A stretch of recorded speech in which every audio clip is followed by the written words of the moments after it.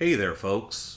I'm Mark Rondon, the host of Spectrum Pulse, where we talk about music, movies, art, and culture. And today I have something very special for all of you. It's a long-form video essay that I've been working on in some form since 2021. We talk about the vinyl industry at large, that musical experience, audiophiles as a subsection of that listening audience, and, well, the music industry at large. We're going to get pretty heavy in parts of this video essay, and for good reason. It impacts a lot of people's lives. Throughout the course of this video, I got a lot of interviews with colleagues and friends and fellow creators on throughout YouTube, and a couple named producers and artists in their own right, of which I was incredibly grateful to receive their support and their insight. It means the world. One of those producers, I never expected that he would respond to my email where I was asking for his insight, nor did I expect that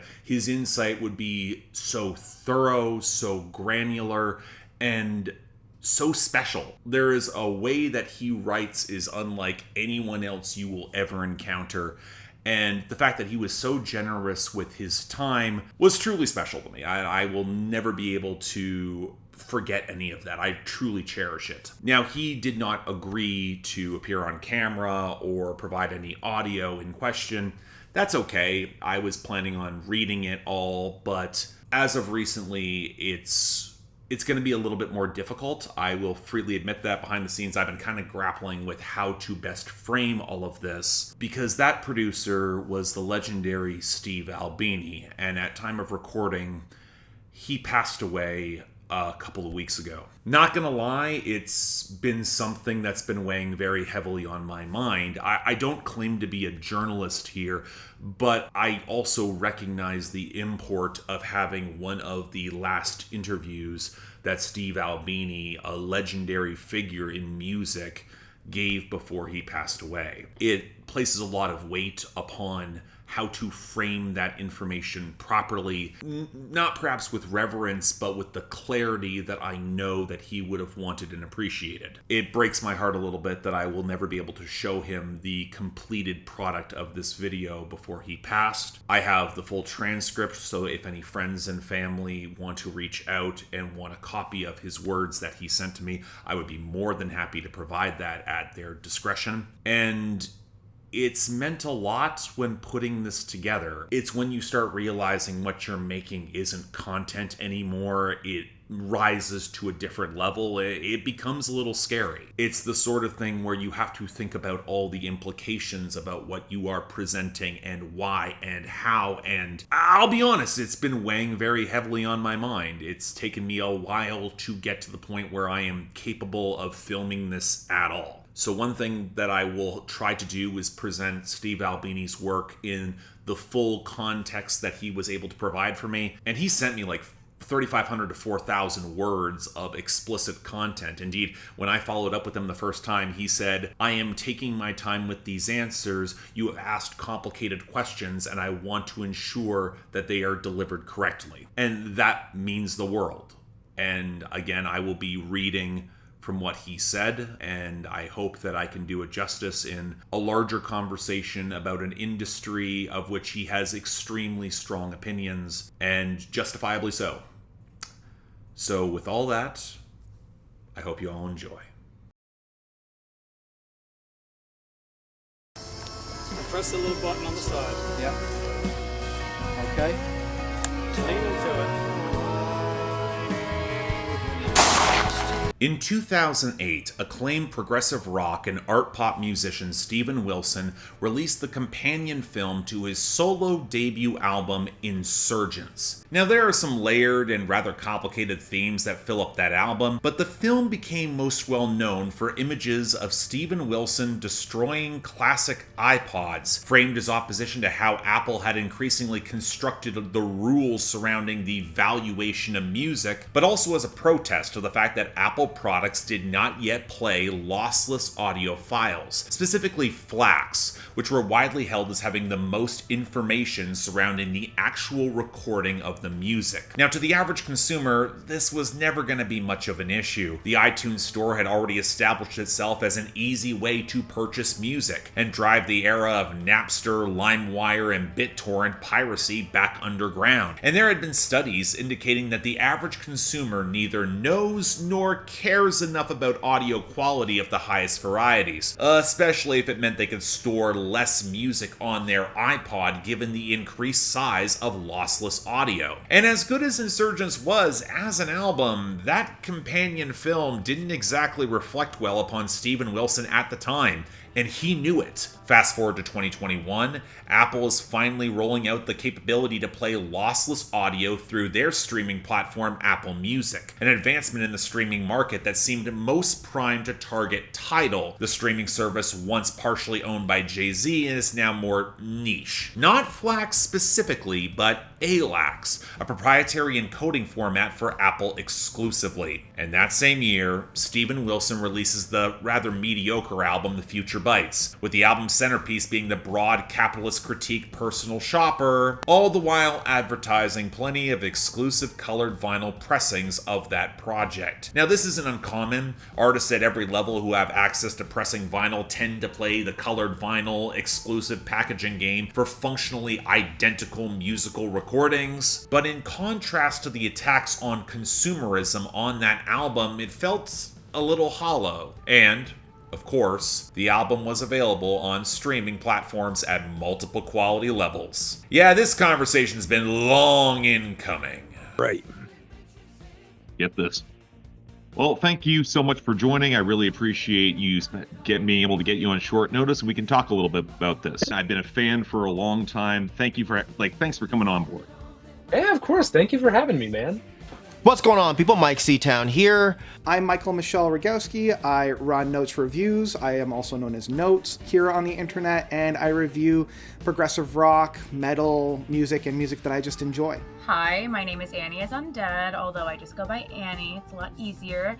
I am a multi-platform, I would say, underground music curator, because I'm not really reviewing things. I just talk about artists and music that I personally enjoy. And I guess every 2 to 3 business months, I'm like a TikToker or something like that. Yeah, hello everyone. I'm Shanti of Backxwash. I'm a rapper, producer, and even more recently, composer. My name is Austin Hart, and I also go by Larange as a hip-hop producer. I have made a lot of albums that I enjoy a lot, and I've also been working in the back end of music for about 15 years, notably as the creative director of Mellow Music Group and now as the owner of Old Soul Music. Hi everyone, Mark II from Fully Involved here. I am here to be insufferable and proud of it. Consumer of life, hold my hand, extend your rights. It's the power to purchase, to access, and set you apart and can give you the ultimate high. Abuser of time, if there's something that you want, you don't need it, but have to concede it's making you happy, and that's all that matters to you.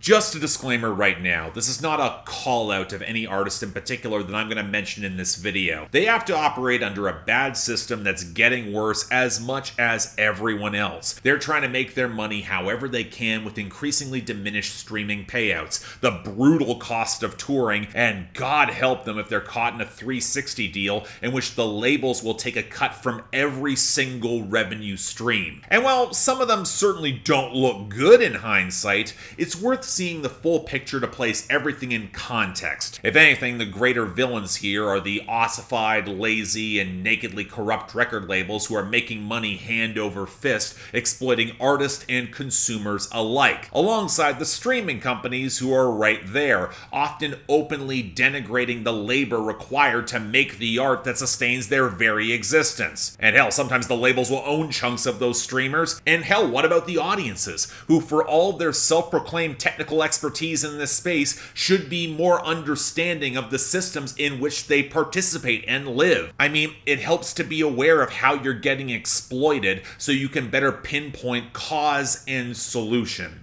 And as much as I don't want to admit it, this includes myself. So alright, let's set a stage. Part 1, Definitions and Jargon. This is the sort of section that's necessary when it comes to the technical minutiae of music, but always triggers a sinking feeling in me, because while I am fairly technical when it comes to music and technology, I am by no means an audio engineer or professional producer, and I dare say there are plenty of audiophiles who will sniff and sneer at everything I'm about to say in this video. Thankfully, those folks are in the minority, even of my audience, and I think it makes a certain amount of sense to lay down some definitions so we're all roughly working with the same playing field. So let's start off with music. Okay, this might seem very dumb, but in short, music, and indeed all sound, is a vibration of particles that can be interpreted as a waveform. Those particles are called the medium and are why you can't really hear much sound in deep space. There's very little to transmit that vibration that the human ear will translate into sound, which is also why the same sound will feel different in air versus water. The medium matters. Yes, I know, there's a lot more to it, and I could bring out all the math and physics of it all, but I prefer not to drive my entire audience away in the first couple of minutes. Now, this vibration pattern, called a waveform, it's got an amplitude and frequency that can be described in the electromagnetic spectrum with a lot of the math for which my physics degree would come in handy, and if you want to know why my channel has the name it does, there's one of the reasons. Now, in the natural world, this waveform can be described and represented as analog. It's a smooth curve. It flows without rough edges. It's shaped a little bit by the medium that it passes through, although observing that introduces its own qualifications, different conversation, we might get to it. And in the early days of audio engineering, when those sounds were recorded to the master tape reel or to vinyl, it mostly preserved that smoothness and information that's contained by the waveform. Now, of course, it was not perfect. No industrial process is. And the transfer of a waveform to a solid state was inevitably flawed, especially if there was a bad pressing or issues in the transfer. But in the early days of mass-produced recorded audio, that was considered top of the line. But it all changed with the introduction of computers, which in order to translate that waveform into something the computer could understand and then output, you gotta translate an analog signal into binary, discrete ones and zeros. But here's the thing. If you remember any calculus, and that potentially loses 3/4 of my audience, you might realize that if you're trying to build a curve into discrete, regimented blocks of data, you're going to lose some information along the way in those gaps. So the idea is you want to analyze that signal with smaller and more chunks of data. It's never going to be perfect in order to capture the curve because you're dealing with slopes, you got to deal with infinitely small squares beneath an infinitely curved signal, but at some point you will say, you know what, it's close enough. There is a limit to the human ear to discern detail to distinguish between the analog signal and that translated digital signal. Now, that detailed measurement is called the bit rate of a piece of audio, and the higher the bit rate, the closer the digital signal will match its analog counterpart. More discrete squares that fit in under the curve, but since it requires more information to capture each square, it's going to take up more space. This is why with the debut of CDs, with the laser etching the binary code onto a disc, there was a limit to how much could be stored in terms of the information. And from there, you get specific file encodings that are designed to accommodate certain ranges of bit rates. You've got your MP3s, your WMAs, your AACs that usually fall between 96 and 320 kilobits per second. And then you have what's called your lossless audio, your FLACs, your ALACs, which is about the close to replicating the analog signal that we can get, or at least that the human ear can recognize. It's also worth mentioning that there are physical limitations to vinyl as a receptacle of recorded music. The dynamic range, the separation between left and right audio channels, it is smaller in comparison with that of a CD. And with any extended wear, vinyl can degrade. It's physical. And as you get closer to that central axis, the tighter inner grooves of the vinyl will contain less spectral information, the data that comprises the waveform. And that's a discrepancy of frequency range that digital files just do not have when they're stored on a computer, independent of physical constraints inherent to that medium. I mean, you can run out of space on your hard drive, but if you have 20 gigabytes of pornography that you're just not gonna get to, make better use of your hardware. Come on. Of course, from there, it necessarily gets more complicated. Just because you have the highest quality of audio signal available doesn't mean it's guaranteed to sound good. And this comes in both the transmission and the reception. Now, the latter case is the simplest to explain, relatively speaking. Be it your speakers, your headphones, or the system that's in the back of your trunk, the mechanism that's outputting the music is gonna have an effect on it. Most commonly, amplification, making the bass waveform amplitude greater so it would project more volume. Furthermore, specific frequency bands can be amplified or diminished through a process called equalization, or EQ, in order to make specific elements of the recorded media might stand out in different ways. Now, for the easiest possible example, if you crank up the bass in your speakers, you're adjusting the amplification of some low-end frequencies, and then your trunk fucking knocks. Like, was there specific frequency ranges or timbres that you would want to accentuate for specific instruments in that process? Just in order to make the experience a little bit more robust? That's it's gonna be kind of a cop-out answer, but it really depends on the situation. It depends on the mix that you're working with and I guess the context to some extent, where it's if you're working in pop, you want the vocal to be the most present and you want the beat to be the most present because those are the real backbone of it. Obviously, that differs if you're recording a string quartet or if you're recording a pop punk group or anything like that. It really does depend on the genre and what are the core fundamentals, if you will. When I was in school, there was a phenomenal class on critical listening that we all took, and we had this idea drilled into us about perspective and this idea that at any given moment, any element of the mix could be the most important element. So you might be listening and maybe the beat's more important or the vocal, or maybe it's something going on in the background that you wouldn't initially think of, but is actually, it's guiding where the song is going, either dynamically or in terms of tempo or anything like that. So yeah, I think this is kind of a cop-out, and I'm sorry that it is, but it is kind of it really does depend on the situation. And since a lot of high-end speakers are built to accept that analog waveform for the best possible sound, this is where you might encounter something called a digital to analog converter, short form as a DAC, where to translate the signal from discrete binary to a waveform, then smooth out those edges, there is an added component that will then change and further refine that signal. We'll also come back to that a little bit later. I go to I think of Spotify and how they have either you can set the EQ, or I think they have something where you can automate it, or maybe that's loudness. But they offer tools for that, but I've never been one to do that. It's in my mind, it's the people who have made the music, the artist, the engineer, mixing engineer, mastering engineer, all of those people have constructed that piece of music. I know obviously, Spotify or any of the streaming services have their own loudness metrics that they use, specific LUFS measures. But at the same time, I want to have that audio coming to me in the way that they meant it to come to me. So I usually don't play around with EQ or my own adjustment of that too much.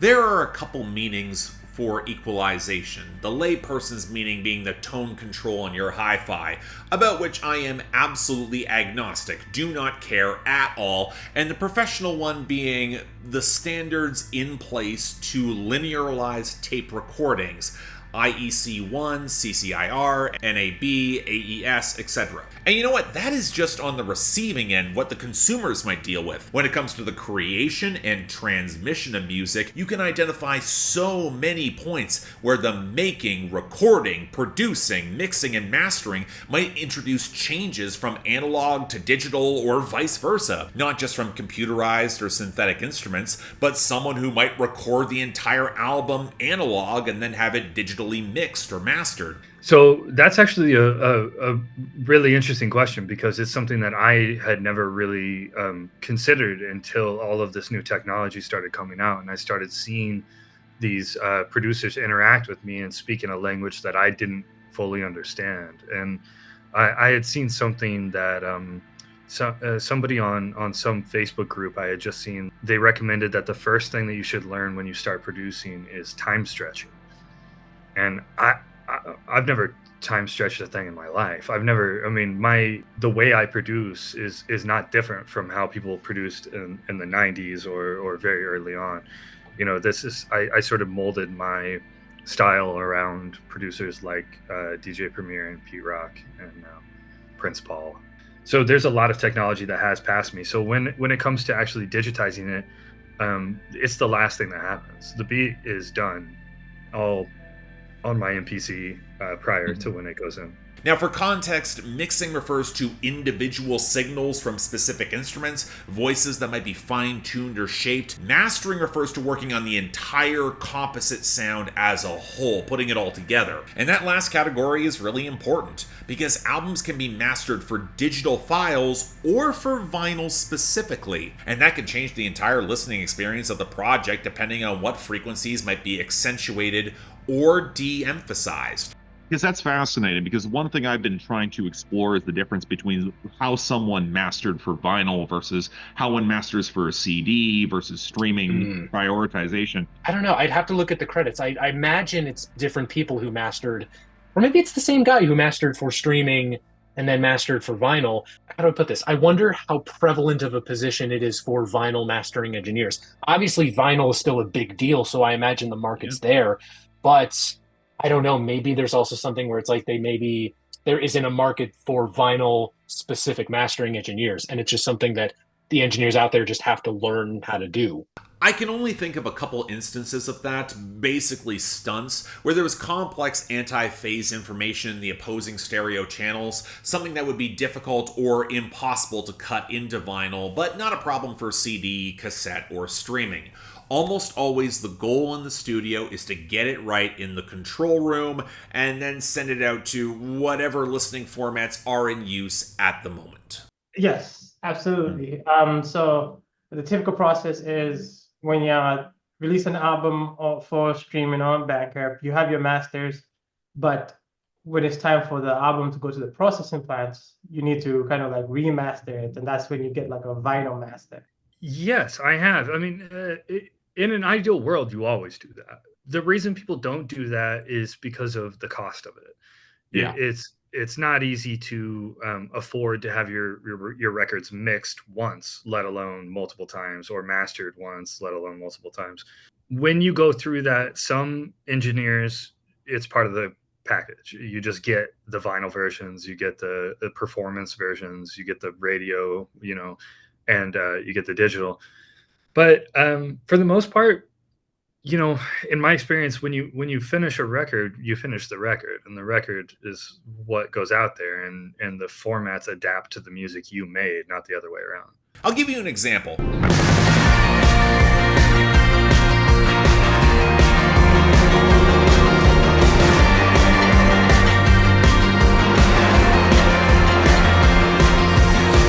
Way back when I reviewed the 2014 album Strange Desire by Bleachers, I commented at length about how blown out and clunky it could feel. The mixing and the mastering when I heard it on streaming was by far the most frustrating part of that album. But I only reviewed the album based off of streaming it on Tidal, and then I later purchased it digitally. So when I actually got a copy on vinyl, I was legit shocked to discover how the mastering was so cleaned up to fit the format. It didn't feel so oppressively loud in awkward spaces. Despite vinyl actually having a more restrictive dynamic range, it sounded like more care had been taken in order to preserve it. Even more so than on streaming on arguably one of the best platforms available for it. One trope about analog recording is that saturation or tape compression is a key element of the sound of classic recordings. And as near as I can tell, that's basically horseshit. Certainly, it's not a significant part of the records I make every day. I have tried using lower output tape with high-level alignment in the non-linear region of the tape's response, saturation, and I fucking hate it. It deadens the attack of the instruments and softens the recording in a way I find cheap sounding, and whenever I notice a signal being compromised in that way, I stop and fix it.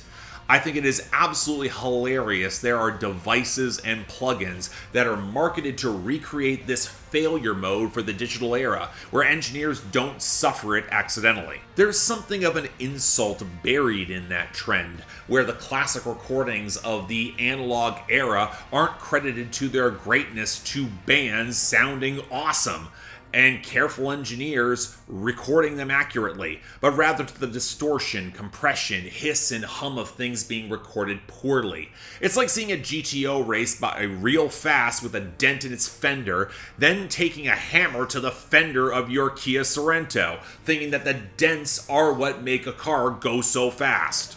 Every instrument has a spectrum, and it's part of my job to identify which parts of that spectrum carry the signature of the instrument and make sure they're handled accurately. So, in a general sense, yes, there are parts of the spectrum that matter more than others on a case-by-case basis. But I'm not a treble freak or bass freak. I just want the sound in the studio to come out of the speakers at home. And that reminded me of one of the greatest lingering issues that came out of the increased dynamic range of digital files, the loudness wars of the 2000s.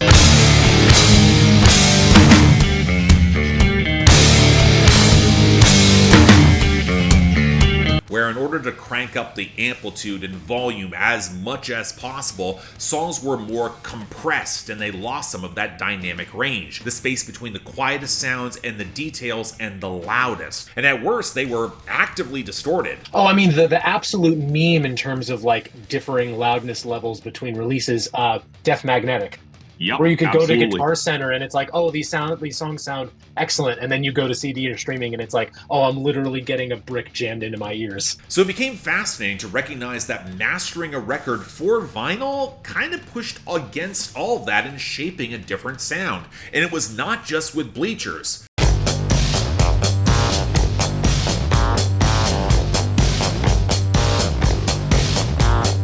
When I reviewed Sturgill Simpson's 2019 album Sound and Fury, one of the largest complaints that I and many critics had was how compressed and bricked out it sounded digitally on streaming. But I got a lot of intense pushback from his fans who had bought it on vinyl and said it sounded way more expansive and potent, and you know what? When I got my copy of it, I discovered they may have been right. Part 2, Divergence Points. So one thing I want to highlight here is that it's not just the choice of vinyl versus digital files that matters in the experience of the album. It's how the record was initially made, from the recording to making the masters, to those masters spawning the mass duplication and the industrial distribution of art, all then to be absorbed, well, however we want it. And at each point, you can argue that the experience of that composition has the potential to change, at least from what the artist originally hears when cutting the record. And you know, I'm not sure that's precisely a bad thing. I mentioned this way back in my 2021 video essay. Art operates in the medium of conversation between artist and the audience. And to extend the metaphor and build on Marshall McLuhan's statement of the medium is the message, the conversation might be interpreted differently by changes in tone, whether it's in person or in video chat, or through whatever else is happening in the background. Hell, take this another philosophical step, and you can argue that the performance itself can change the context or the entire damn composition of the piece. And if you talk to anyone who goes to, say, a Grateful Dead or Dave Matthews Band, or even the Roots concert, they will argue that's part of the whole appeal, to hear something you might know, then recontextualize in the moment and in that experience. And when you consider artists who like to edit their albums in post, you can argue that treating the composition like a living document, it might be even expected. Hell, whenever an artist pitches down the song in a live setting because their throat hurts from too much whiskey and cunnilingus the night before, and they just can't hit the high notes, prime example. And then there are the artists who are self-aware enough to realize that the vast majority of people will never have access to recording studio-grade equipment to hear the art at its best. So they try to test their recorded albums out on commercial-grade equipment. Now this is the roots of what you'll hear in some hip-hop circles as the car test. If it doesn't bump in the whip, the experience is not going to be the same for the audience who just isn't going to care all that much about the intricate details of a well-mastered record. Incidentally, this is a big reason why a lot of the mixtape era of hip-hop tended to be so poorly mastered and slapdash. Getting the song recorded and out the door quickly to capitalize on hype or a hot beat, it was way more important than fine-tuning for every possible setting and method of distribution, and that might be a reason why to better-equipped consumers now, they just don't sound as good as they could. But given how the mixtape era is sliding into the nostalgia goggles, thank you so much, Tyler the Creator, how much does anyone really care? Especially when the largest factor of all might be convenience for the consumer. We'll come back to that as well, but for another more modern example, let's consider the most recent Foo Fighters album. But here we are, a project that almost seemed to sound better the worse your system was. The vinyl pressing, I hate to say it, it's god-awful, but it sounds fantastic coming out of your car speakers. It's almost as if they know that their audience well enough to predict and then master the album to better fit the compressed radio rock transmission rather than the traditional high-end system where the EQ is finely tuned for certain mids and highs.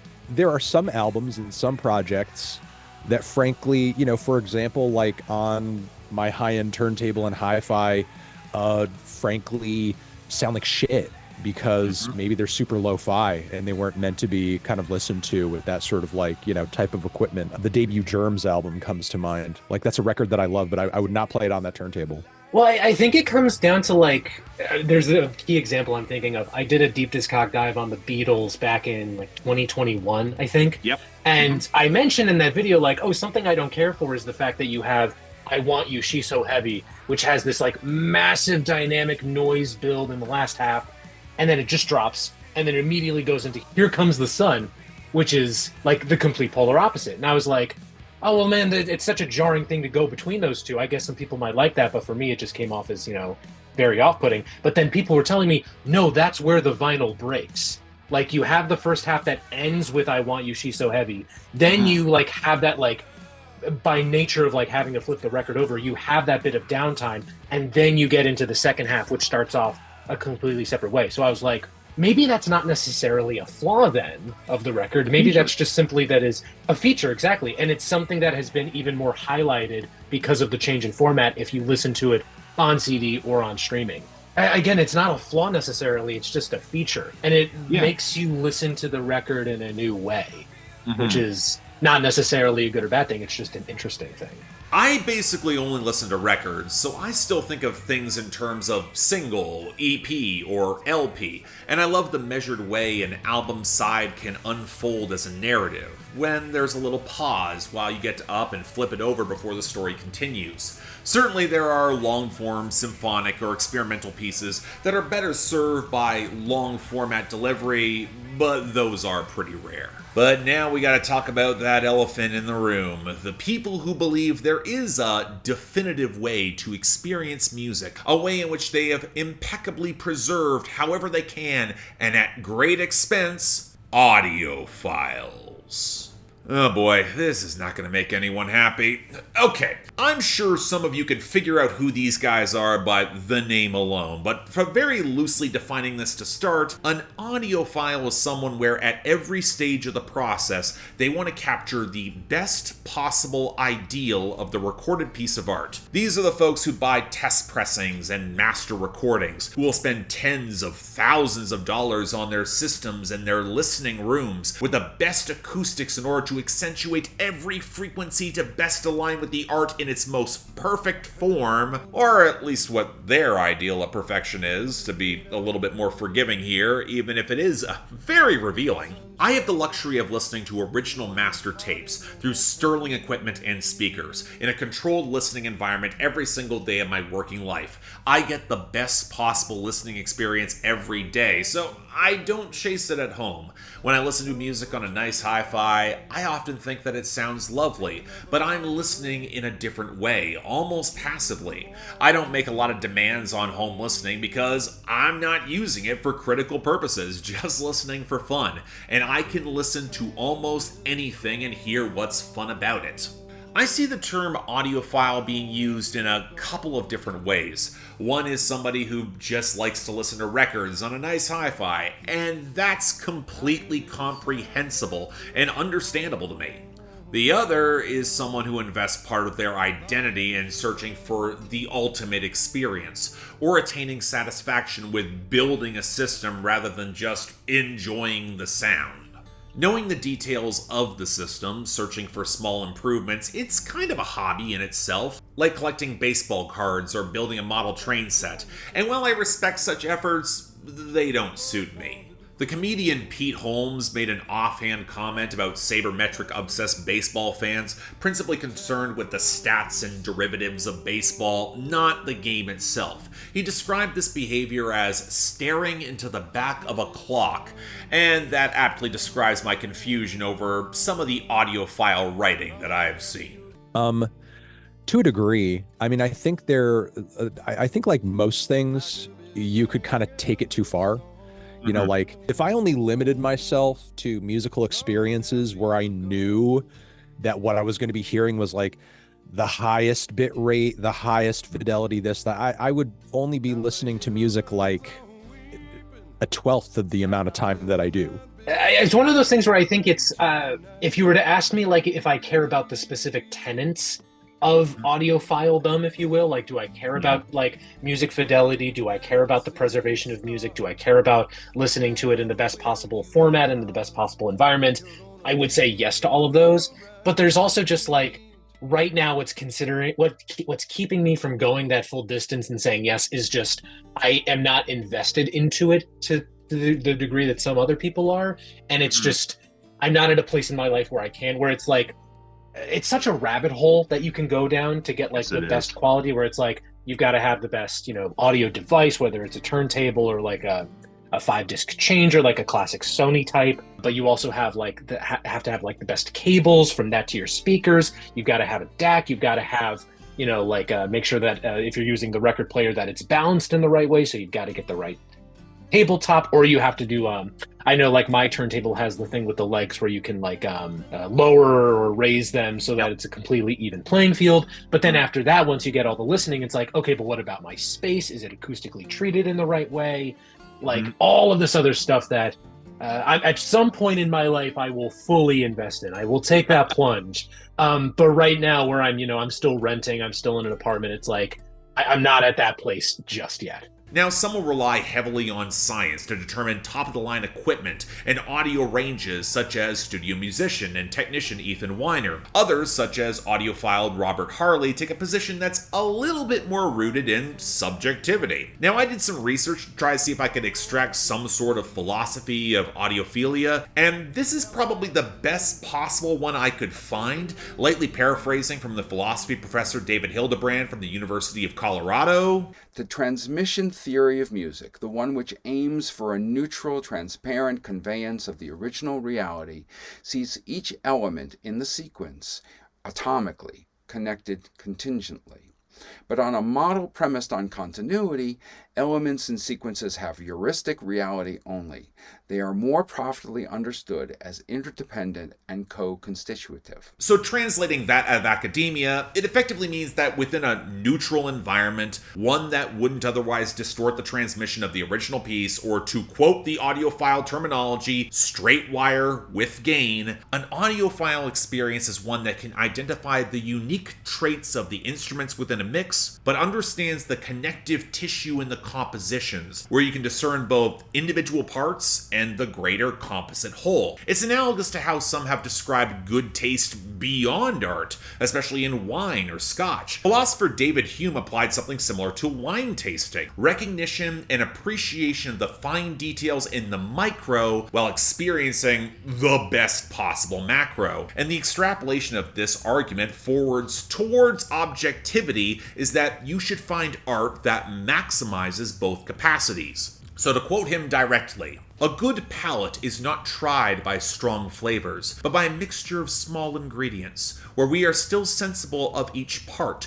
notwithstanding its minuteness and its confusion with the rest. In like manner, a quick and acute perception of beauty and deformity must be the perfection of our mental taste. Nor can a man be satisfied with himself while he suspects that any excellence or blemish in a discourse has passed him unobserved. In this case, the perfection of the man and the perfection of the sense or feeling are found to be united. A very delicate palate on many occasions may be a great inconvenience both to the man himself and to his friends, but a delicate taste of wit or beauty must always be a desirable quality, because it is the source of all the finest and most innocent of enjoyments, of which human nature is susceptible." So in that, you'll find art that is considered truly great, and critics of discerning taste will naturally gravitate toward it. If you can't spot the problems in all this, don't worry, we'll get to them. But a more charitable argument I've seen on some audiophile forums that I've been lurking is that it's more about the reproduction with the highest fidelity of the recorded experience of the artist in conjunction with what their team, they hear what they've heard. Now this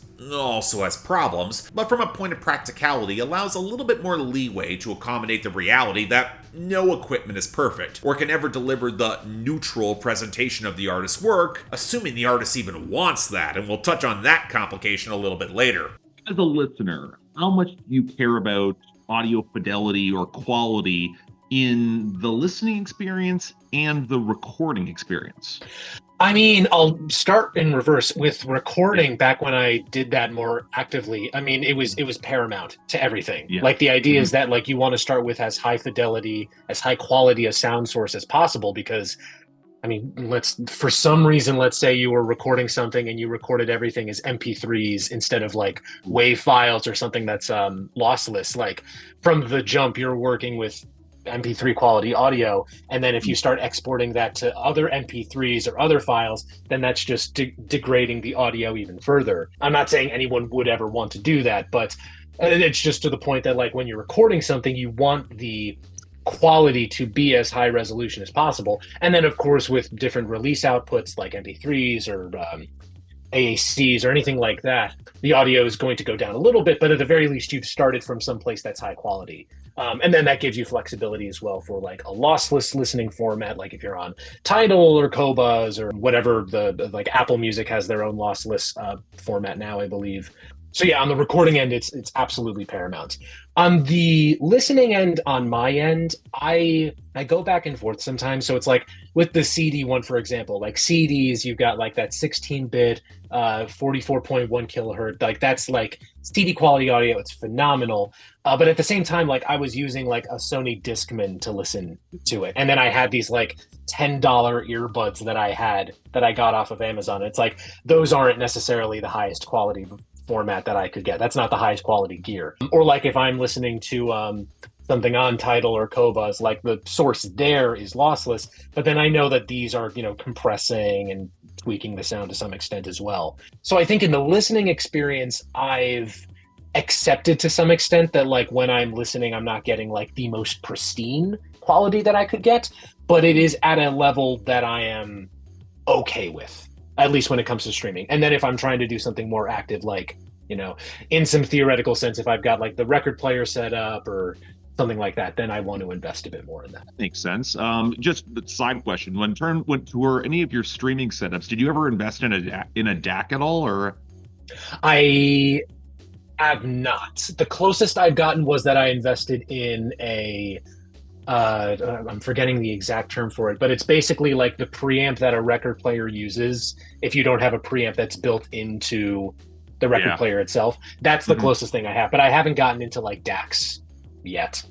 One day. Okay, that's interesting because I had to get a preamp as well because my record player I inherited from my dad's, and it was like a nice old Sony model from like the early '80s, and hell yeah, man. Got to refurbish and everything, but I also definitely needed that preamp, like just to get any bass in it. For sure. The sound matters more to me at the mixing stage rather than at the recording stage. I think the recording stage is something where you can get away with like not like the best microphone in the world, and as long as the mix is right, you might be you're still good. I think it's because where I came from, we never had like it was really expensive to go into studios with the high fidelity mic. So you had to make do with what you had, and we made do with what we had, and the stuff didn't sound too bad. So I think I'm kind of from that school, which is like, from the recording aspect, as long as the beats are right, and as long as the mixing is right, I'm pretty much good. The term fidelity is loaded, and I think it's less than useful in discussing recording music. My lodestar in recording is a naturalistic representation that conjures the sense memory of hearing music in person. To achieve that, there are many more important considerations than neutrality or academic accuracy of recording. Those things have their place, and it's not bad by using equipment with a neutral character, rooms with even frequency response, wide bandwidth monitoring, etc. But the most important thing is listening critically and correlating your listening with what you know about the physics, electronics, and aesthetics all being brought to bear on the music. Every band has an idealized sound in their heads, what would be a pure manifestation of their ideas. The goal is a flattering, naturalistic representation of that sound, one that suits the aesthetic and evokes being there in person, immersed in the moment. That can be anything from a distorted psychedelic swirl to a dry, flat photographic representation. When I'm impressed by a recording as a listener, it's because I've forgotten all about it, and I'm just wallowing in what I'm hearing. What satisfies me as an engineer is when the band hear the playback and say, yeah, that's it, exactly. So, in that regard, I don't give a shit about fidelity. And as for my standards with recording equipment specifically, I expect and require accuracy from my equipment, and I will go to some lengths to achieve it. I mean relatively low noise, low distortion, even predictable frequency response, and basically no compromise in what it can handle in performance. There's a lot of fantastic nonsense written about the magical properties of one piece of equipment or another, and except in vanishingly rare instances, that kind of talk is meaningless. For something to be useful in the studio, it should change the sound going through it as little as possible unless called to act.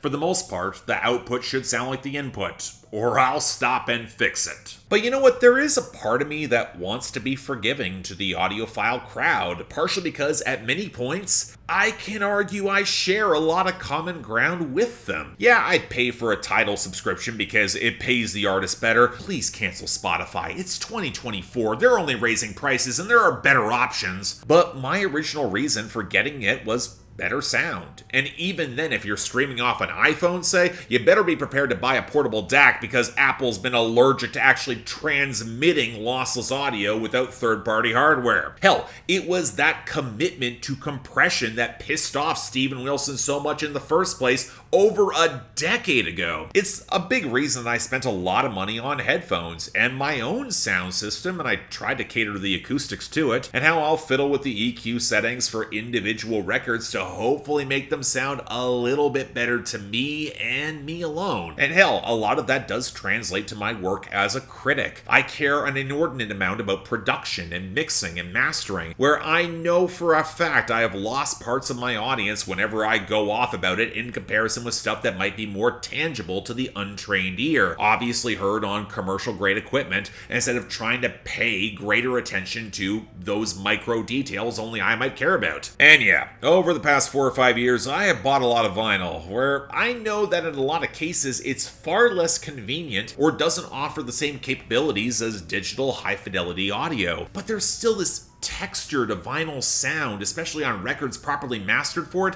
that can really enhance the experience for me, which involves all manner of proper amplifiers and receivers and speakers in order to accentuate it, to say nothing of the quality turntable, of which I actually inherited from my dad after he got it properly refurbished. Now, to make a comment section a true and proper firestorm for the gearheads, it is a Sony PX-T22. You are welcome. And in principle, I get the ethos. You want to hear the audio as close as possible to how the artist might have originally imagined it. Capture and soak in that raw experience, where not a word of that artistic conversation could be lost or missed. It's analogous to paying to go to an art museum to see the original print or a performance art piece in person. But the more you start thinking about it, the more the whole audiophile conversation starts to feel, at best, painfully misguided, and at worst, yeah, we'll get to it. First, and this is a big one, what is that central assumption of perfection, or a belief that any one recording can be refined to best create the artistic experience? It's always funny to me when I hear people talk about the fidelity of vinyl as the ultimate listening experience, because I kind of thinking, what do you mean by that exactly? Like, when you put something to vinyl, you're going to hear surface noise. You're going to hear your own record player. You're going to hear your needle. You're going to hear your amplifier. You're going to hear your speakers. There are a lot of things in that step that are going to color the end result. Now, if a person is saying, I like that end result, like I do, totally. Yeah, no, it's a way better listening experience.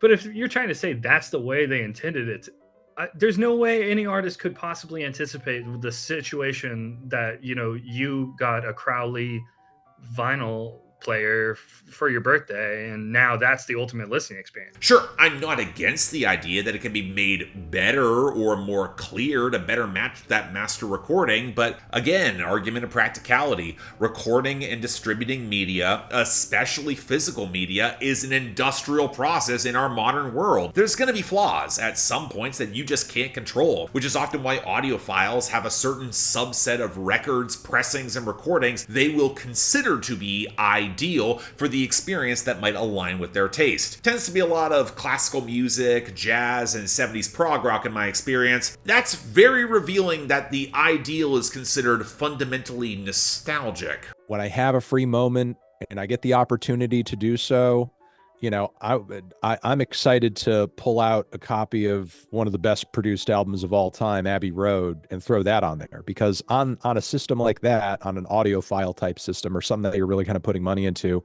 you're really kind of like getting the value out of that. That record is going to sound a certain way on that kind of setup. It's going to sound differently there than it is anywhere else. There are some albums and there are some projects that in that sort of context don't really sound that much different, or it's not, the experience isn't enhanced per se.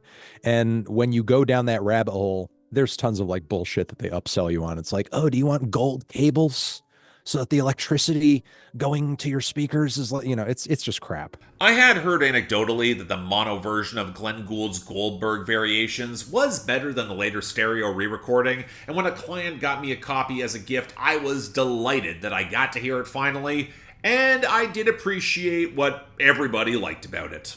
But perfection, or the ideal of an audio experience, is by necessity alongside any conversations of the artistic experience, coupled with the point I made in previous video essays surrounding emotional engagement, and it's extremely subjective, which is why audiophiles will bicker endlessly surrounding what EQ settings are best in order to accentuate a very specific list of projects. And even then, you're assuming everyone is gonna hear the same. That's another big one, because human hearing is just not consistent, even before the natural hearing loss that will come with age, or the unnatural hearing loss that comes with extreme loudness and no ear protection, wear earplugs at festival people, or medical conditions that might damage one's hearing. We all pick up different ranges of sound that might better work for us, with specific compositions more than someone else. So you're never gonna get a consistent answer. The thing that would be most notable or important, or the caveat that's most important for that, is that I am hard of hearing, and so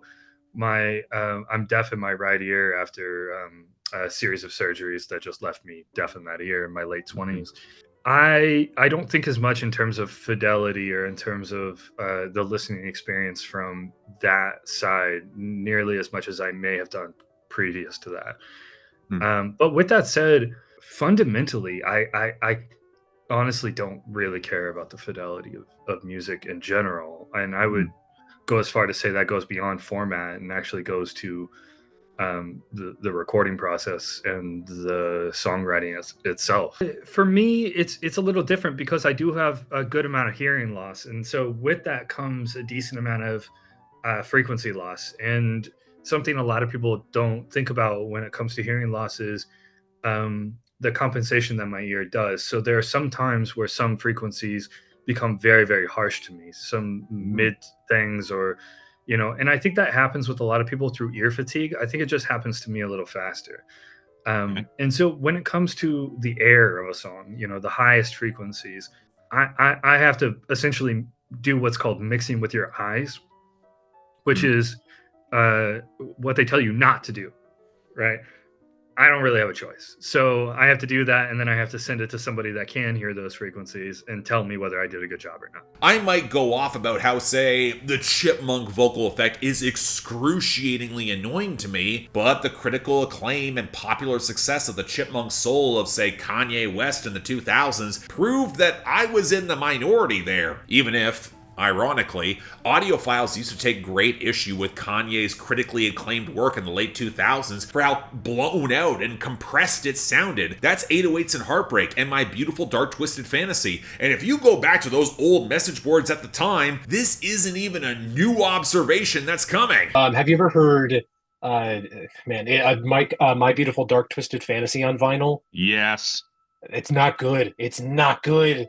And well, that's neither a good was sounding 808s. record Like too. I've heard 808s Oh, and really? Heartbreak on vinyl too, but part of that was dynamic range. In the late 2000s, they were taking the advantage of the CD for the loudness war, or loudness war for what we were talking about. But I went back to old mixing and mastering forums, and there was a whole set of people who were furious with those two albums, especially coming off of Late Registration. And that's all assuming that the artist's intent was to make something that sounded perfect, or whatever they hear as such. Putting aside the fact that you're trying to match with what they might be hearing too, a near impossibility with every added layer of artifice or processing, it excludes acts and genres who are intentionally going for a rougher, slapdash sound that, to them, might better represent the intentional, essential meaning of their art, but fly in the face of audiophile conventions, where perfection isn't always the ideal or even the intended statement.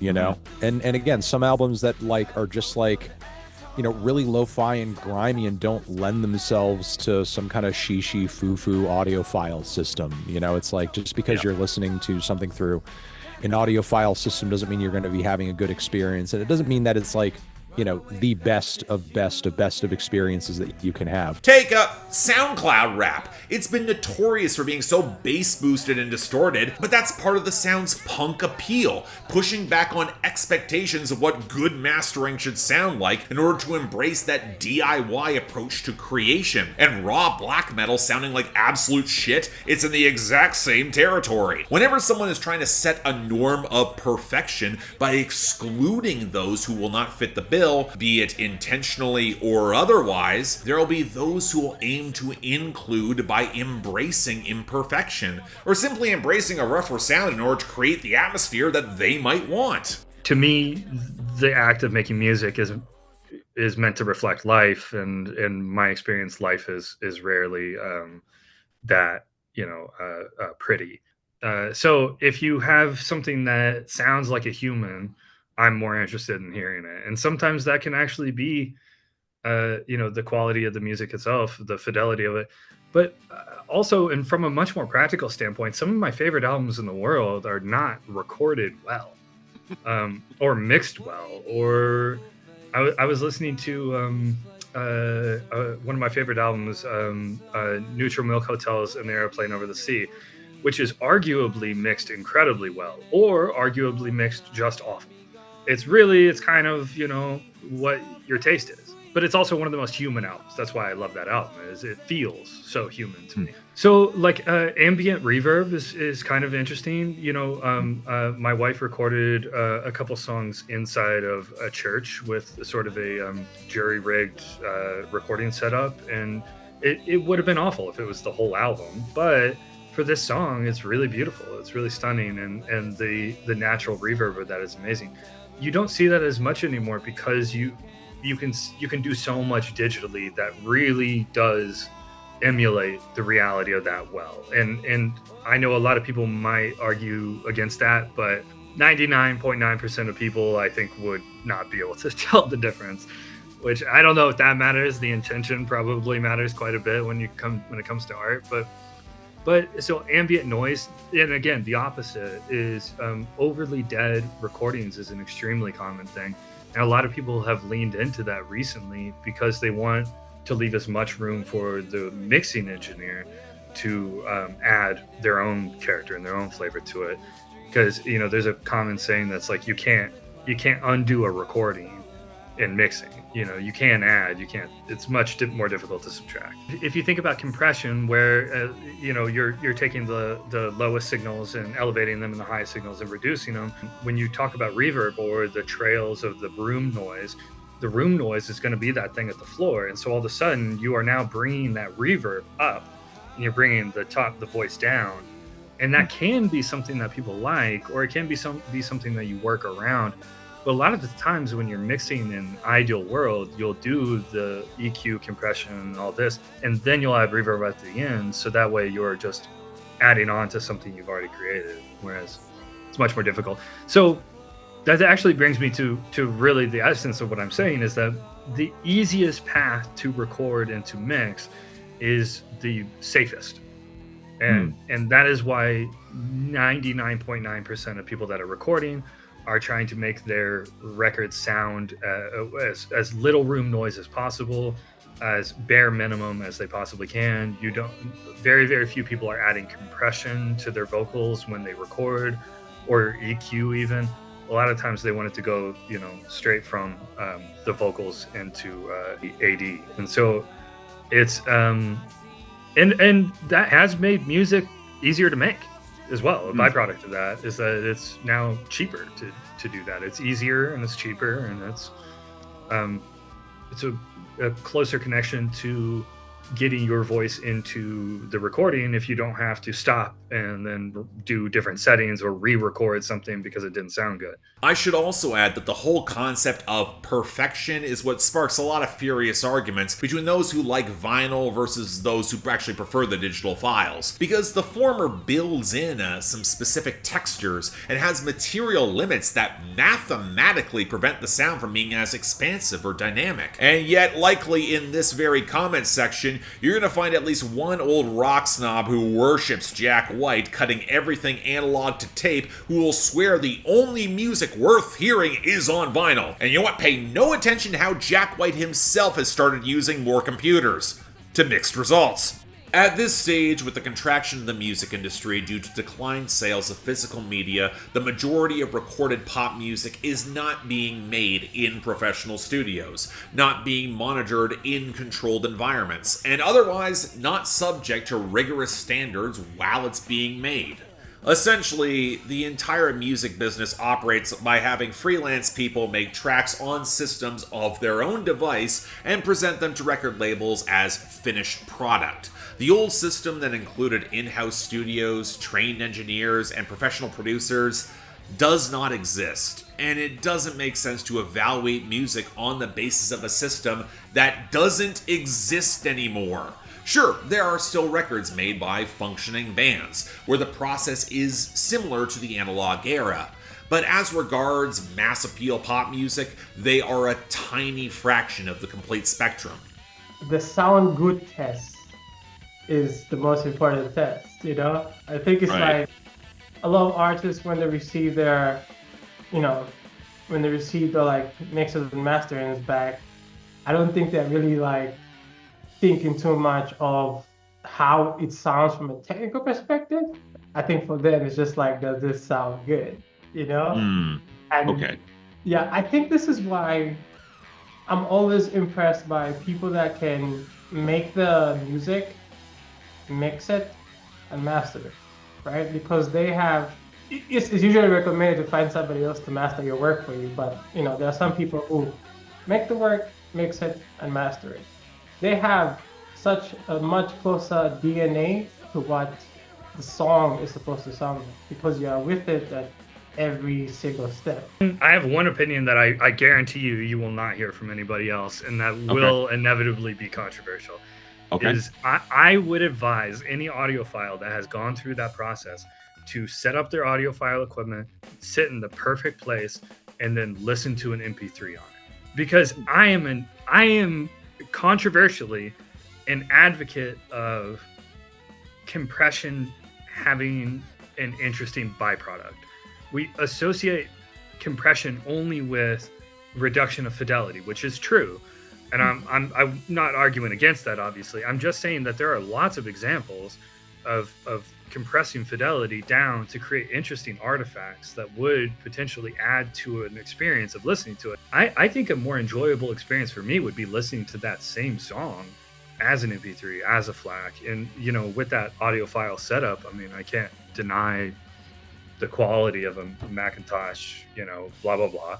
But it is, I do think people get a little too into right and wrong when they go down that process. And the truth is it's experiential. And so you should experience it. I think people could stand to consider more the emotional aspect of music, and that being the thing that people go to music for. I speak to, you know, like in my own experience with engineering, but also talking with like people who are in the business proper, like so much of like the technical is guided, or at least if you're talking with people who know what they're doing, like so much of the technical is guided by what experience am I giving the audience? Like, am I leaving them with like a satisfying recording that, you know, where all things can be heard, or at the very least, not even all things can be heard, but like you can have a noisy recording or something where you can't necessarily hear all the sound sources, but that still leaves you with an emotion. Maybe this isn't strictly limited to the audiophile conversation, but like there's the meme of like the emoji with the glasses where he's like, ooh, I love this record, but ooh, the mixing, I can't stand the mixing. And it's like, yeah, but even then it's like, I love that production on that record, you know? And like, it sounds good for what it's trying to be. And I think sometimes, and this is even getting further into like the idea of like music criticism, where it's like, I sometimes think the public is not necessarily criticizing something, but just wishing they had something else, if that makes sense. Which I don't necessarily think is fair all the time. So I think recentering it or reminding yourself that at the end of the day, the music is about the emotion first is key. But here is the shining example of where this discourse falls apart, and one that feels particularly prescient after his most recent album dropped. One time circle in the block, little buddy got murdered on the flat. 2 times, you know how he rock. You know who he knocked on, you know who he shot. You know how he come for nothing I got. Christian Dior, I'm crippin' Dior. Made the let him miss any door. Gave a little money to me, now I want more. FM. The 2018 album by Vince Staples, aggressively short and clocking around 20 minutes, is structured as a harrowing street-level set of bangers projected from Los Angeles commercial radio, with the fundamental theme being the mass commodification of gangland violence and the death of black men through that style of music. It's shoving a hard, brutal mirror to a predominantly white audience who will chant along with all of it and never stop to think of the lives that were lost amidst the true stories, and whether or not they are complicit with the blood spilled in the commodification of black lives, and a radio industry that is plenty happy to keep broadcasting it so long as they make the money head over fist. So why the hell was it pressed on vinyl? And why do I own it? I mean, the short answer is that it doesn't make sense. In sensibility, it's presented to sound as cheap, rough, and explosive as possible, passes the car test in spades. Thematically, it's rooted in the structure of convenience in hip-hop radio. So cutting it to wax when it's also clearly not mastered for that, it feels like you're missing the point. It's a borderline perverse spectacle in order to satiate the consumer who will never grasp the cruel irony of doing it and buying it that way. Yeah, well, you know, the convenience of everything is extremely important. And from both a creative standpoint and from somebody that actively tries to support other people's music, it's really important for me to interact with the music the way that people are interacting with the music. So knowing that streaming has taken over, it doesn't do me any good to exclusively listen to high quality FLAC files if most people are not taking in the music that way. And that's also true with a lot of records across the 90s and 2000s, when the CD was in vogue instead of vinyl. Greater dynamic range was used and abused, and vinyl and turntables became passé for an entire generation, spurred on by iTunes and the rise of cheap streaming services, which just so happened to coincide with the commercial rise and dominance of rap music, even as a lot of acclaimed producers built their sounds by digging in the vinyl crates, from Madlib to the late Jay Dilla to Kanye West. And as I have said before, those were records for commercial systems in mind, not the audiophile who's going to be tweaking the bass or the treble. So you can make the argument that the best way to receive those records isn't on a turntable at all. As far as a better experience, I wouldn't say better, but there are certainly records that are more suited to a vinyl listening experience, or there are some cases where the vinyl pressing of a record just sounds fantastic. Choir Boy, Gathering Swans, for example, that's a record that I enjoyed when I heard it on streaming and digital platforms, but bringing it home and putting it in the actual record player and just hearing what the vinyl experience kind of does to that record and what it adds to that record, it's a whole other experience. And then there are records on the opposite side of that where there's a lot of stuff like hyperpop. I love that new 100 Gex record. Absolute dog trash on vinyl. Sounds god-awful on vinyl. Is not made for vinyl. Hyperpop in general isn't a genre, I'd say, that's particularly well made for vinyl. I'd say it's situational. You know, it depends on a lot of factors. It depends on the type of genre you're working with, the type of artist you're working with. Is the music even designed with this kind of environment in mind? And even after you get past all that, I don't know, did the mixer actually give us anything to work with?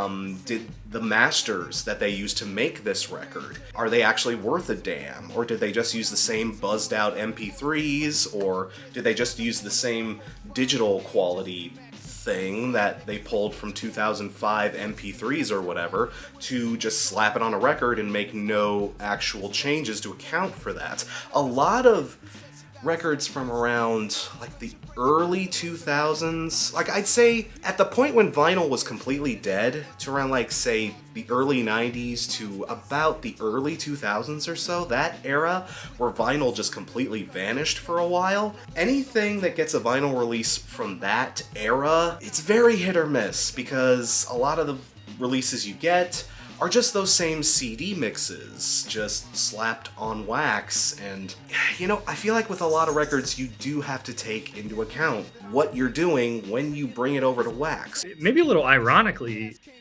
in my opinion, especially for older records in the 90s, I think the ultimate listening experience would be from the CDs. The CDs, I mean, oftentimes were the highest quality files available. They had to compress them down for digital, and they had to put them on vinyl in some different way.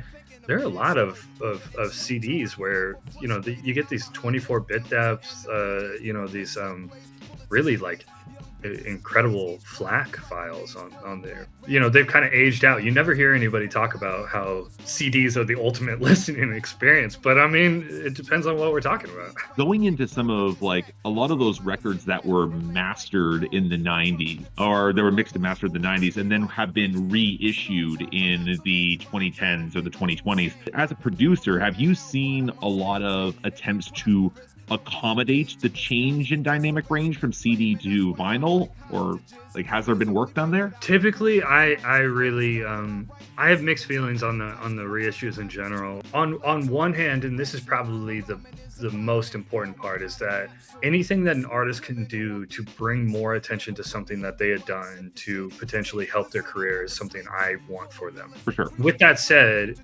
I have not really heard a good example of somebody going back to a record in the 90s and making it better, or even early 2000s, or even making it as good. When you're messing with stuff like dynamic range and you're messing with stuff like fidelity, you don't know what the effect of the original was.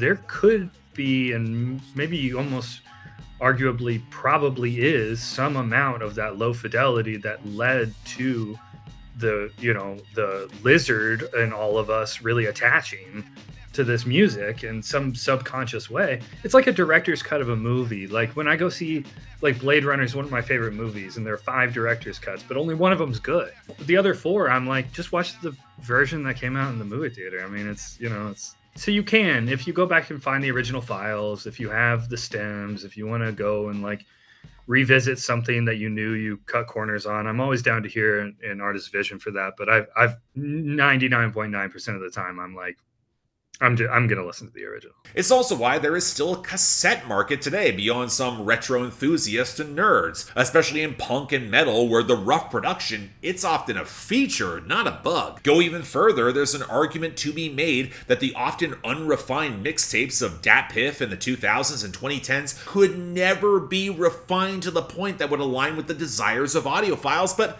they weren't even built for that. And it doesn't make them artistically less because they don't measure up to some arbitrary technical standard nor easily fit within a convention of perfection.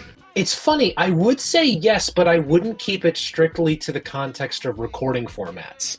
I would say we'd also need to bring in live performances. Yeah. If you know what I mean, where it's like, sometimes I listen to music, especially these days, where it's like maybe I don't fully click with it, but then I'll go see it live and I realize like, oh no, this is kind of the intended format if you think about it, where it's like there are certain songs that come alive when you have an audience that's feeding off of the artist and vice versa. It's directly based on less of the sound and more on the style of performance. Jay-Z's live performances are usually him with the backing band, and that is what he, chooses to do. But Playboy Cardi's, live performances are, him with the song, with the words on it, and it's like both of them are like really cool in their own regards. It's like if Jay tried to do what Cardi was doing, I don't think it would sound as cool or charismatic. And if, Cardi tried to do what Jay was doing, maybe that would be interesting. But I think it solely depends on the type of performance. And I think that the type of performance is kind of influenced by the DNA of the music, It's like a Mitski show can be taking pride in a lot of just like quiet and like silent moments versus like a Godflesh show in which this is taking a lot of pride in like noise and distortion. Everybody uses music in their lives differently. Some people like to hit the pipe and put on the headphones. Some people have a kitchen radio on while they cook dinner. Some people only listen on long drives in their cars. It's dumb and dismissive to say that one or the other of those is not the right way to do it. It's boomer shit. I just want the listening experience to be rewarding, however you do it. And if you happen to listen on a good system that plays back accurately, I want that to be worth the effort. And this is where we have to come back to Steven Wilson in 2008, where we have a progressive rock and metal artist and producer who believes in the fullest capacity of dynamic range and sound, and was incensed by how digital distribution was being monopolized by Apple and led to the degradation of the audio experience. Keep in mind that across the 2000s, getting those high-quality audio files was a lot more difficult, even if you were using, let's say, less than legal means. And Apple products and software just did not play flax. Even though a classic iPod with 160 gigabytes of storage might be one of the few players on the market that could have handled the space requirements for them. And that's another factor. In that era, getting hard drive space and storage was an additional expense, a lot more than it is now. Furthermore, Steven Wilson had seen the effect of the loudness wars in real time, with records compressed and mastered to strip them of their dynamic range. And as a progressive rock musician and the definition of a modern formalist, it spoke to how nobody seemed to care so long as the music was cheap and convenient. And if there was anything that might have had a sliver of truth about 2000s pop culture, neoliberal capitalism, cheapness, and convenience just ran the day, with few in the mainstream seemingly willing to object to it. And the funny thing is that going back to interviews around that time, Steven Wilson seems very much aware of why people like cheapness and convenience. I mean, it's hard not to. It's the reason that Spotify still owns the market. But there were problems that were running ignored because nobody seemed to care. He wanted to expose all of that, albeit in a way that might have wound up more revealing than he intended. If you were to play somebody like a severely degraded audio recording, like we're talking like where it sounds basically chiptune, people can tell that. Like, you know, there's the adage when it comes to video that like people can forgive poor quality video if the audio is still audible or like legible, but they can't do it the other way. Like if you could have like 4K video and garbage audio, they can't handle it. So I do think that like on a core gut level, people do care about it. When we start getting into like the differences between, you know, let's say like 320 kilobit MP3s versus like waves or AIFFs or like lossless streaming, I don't think so. But then again, like it's hard to tell the differences sometimes because you might have like, if you were to hear like a MP3 and a wave in like the most pristine audio setting, you could probably like tell something was up, especially if you were listening to the high end or like specific like reverb tails, like those like specific details that you don't necessarily think about at first, but if you're in the proper environment, you would. But at the same time, most people don't have the proper environment. You know, they're working with earbuds or they're playing it out of their phone speaker, anything like that. I guess it's one of those things where maybe today, at the level that we have when it comes to audio recording, I think people don't care about it, but I also don't think this might come off as a bit negative, but like they don't have a reason to care about it, if that makes sense. Just given the formats and given the state of where streaming is at, where it's like when I listen like in my car or if I've got my earbuds in, it is satisfactory for me. Mm-hmm. Obviously there's a step you could go above, but at least for convenience's sake, this is acceptable. Well, assuming they are paying even minimal attention, they will have favorite songs, sounds, or moments, and they absolutely care about them. The specifics of sound that hi-fi audiophiles care about are often divorced from that, untethered from the musical appreciation that most people experience. And I think it's worth asking why they are like that, rather than why regular music fans don't get pulled into that sort of rabbit hole. So I'll make an analogy. If there's someone you care deeply about, say your mother, and then the sound of your mother's voice can be magical enough to lift your spirits and otherwise move you, if you hear her say your name over a telephone, that's not an accurate representation of her voice. The dynamic range, the frequency response, and proximity are nothing like they are in person. And from a technical or hi-fi perspective, it sounds nothing like her. Yet you weep. That's the difference between music and sound. Streaming, there's an argument to be made for it, because from my understanding, when you upload to streaming sites, there's a pre-processing stage that kind of processes the sound so that it's ready for streaming volume. Because of their model, the Bandcamp model is okay, you upload a WAV file and the WAV file is going to be played the way it is. I think the streaming model is a bit different in the sense that if you upload an audio file, there's some pre-processing that has to like take place in order for them to kind of massage the sounds how they want. If everything was uneven, it might be bad for that playlist or something. I'm just taking a guess, but I think there's a processing stage for streaming that kind of massages the WAV files. And it's about time we go there. Fuck a gatekeeper, knock his ass out. Fuck a glass ceiling, burn the house down. Let's start off with a pretty broad-based one. Do you use any streaming platforms at all? I use Tidal. Tidal? Nice. Yeah. So, true to what I was saying earlier about wanting to experience music the way people are experiencing music, I tend to use Spotify because it has the biggest market share and it has the easiest UI. I mean, it's just, I tend to try to go where the river is flowing in terms of this to be able to understand and represent how most people are consuming music.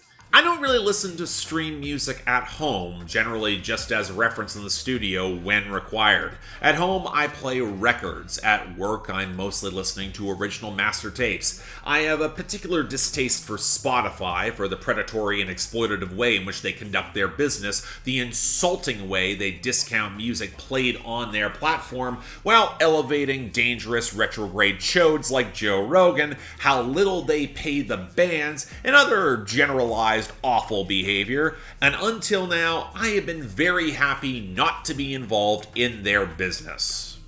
Right now, it's Qobuz. And I also have Tidal and Spotify still.